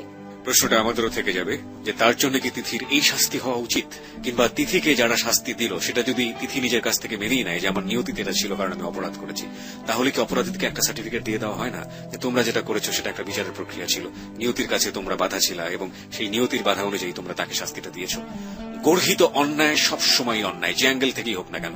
তিথি যদি তার নিজের জীবনের কাছে বুঝটা দিয়ে দেয় যে আমি যে অপরাধগুলো করেছি সেই অপরাধের শাস্তি আমি পেয়েছি, কিন্তু যারা তিথির ক্ষেত্রে অপরাধগুলো করলো তাদের ক্ষেত্রে বুঝটা কি হবে, সেই জায়গাটায় আমরা আমাদের জায়গাতে আমরা আবারও বলছি আমরা বিচার বিভাগের প্রতি সম্মান এবং শ্রদ্ধা রেখে অপেক্ষা করতে চাই। আমরা দেখতে চাই শেষ পর্যন্ত মামলাটির রায় কি হয়। অপরাধী ছাড়া পেয়ে যাচ্ছেন, অপরাধী আছেন, এটা বিচারের একটা প্রক্রিয়া, আমরা এটাও বিশ্বাস করি, কিন্তু আমরা বিশ্বাস রাখতে চাই যে আমরা শেষ পর্যন্ত এই মামলায় অপরাধী যিনি তার শাস্তি হয় কিনা।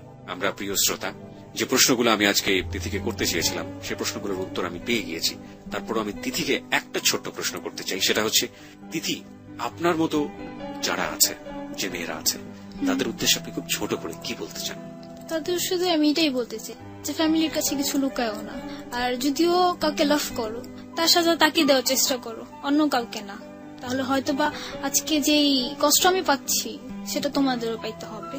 আর আমি চাই না যে আমার মতো দ্বিতীয় একটা তিথি জন্ম হোক।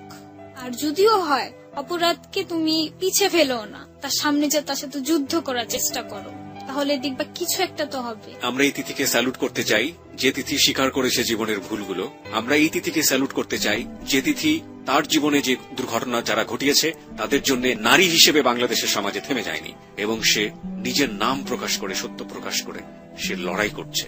তার যতটুকু শক্তি আছে ততটুকু দিয়ে সে লড়াই করছে। এই তিথিকে আমাদের যাহা বলিব সত্য বলিব থেকে স্যালুট। প্রিয় শ্রোতা, তিথির অপ্রিয় সত্য এবং তিথির যে সংগ্রাম, সেই সত্য উদ্ঘাটনের পর্বটি এখানে শেষ হচ্ছে, কিন্তু যাহা বলিব সত্য বলিব শেষ হচ্ছে না।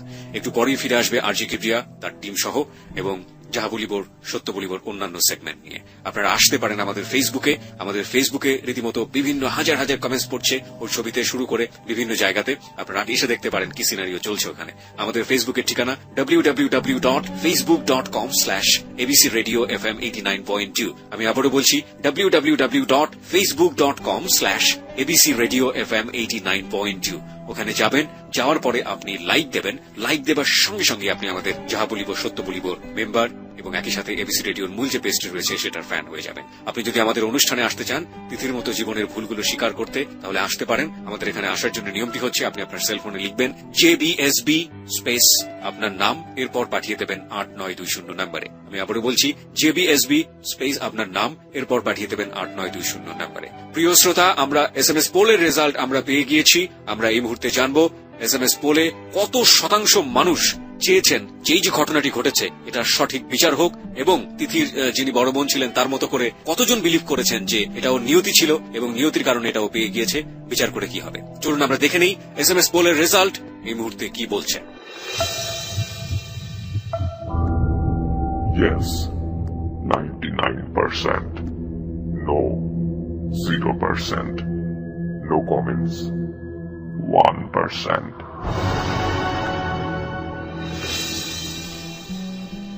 প্রিয় শ্রোতা, SMS পোলের রেজাল্ট বলছে 99% মানুষ চেয়েছে যে এই ঘটনার বিচার হোক এবং 1% মানুষ বলছে যে মন্তব্যহীন, অর্থাৎ নো কমেন্টস আমরা একটিও পাইনি, সবগুলোই পেয়েছি ইয়েস।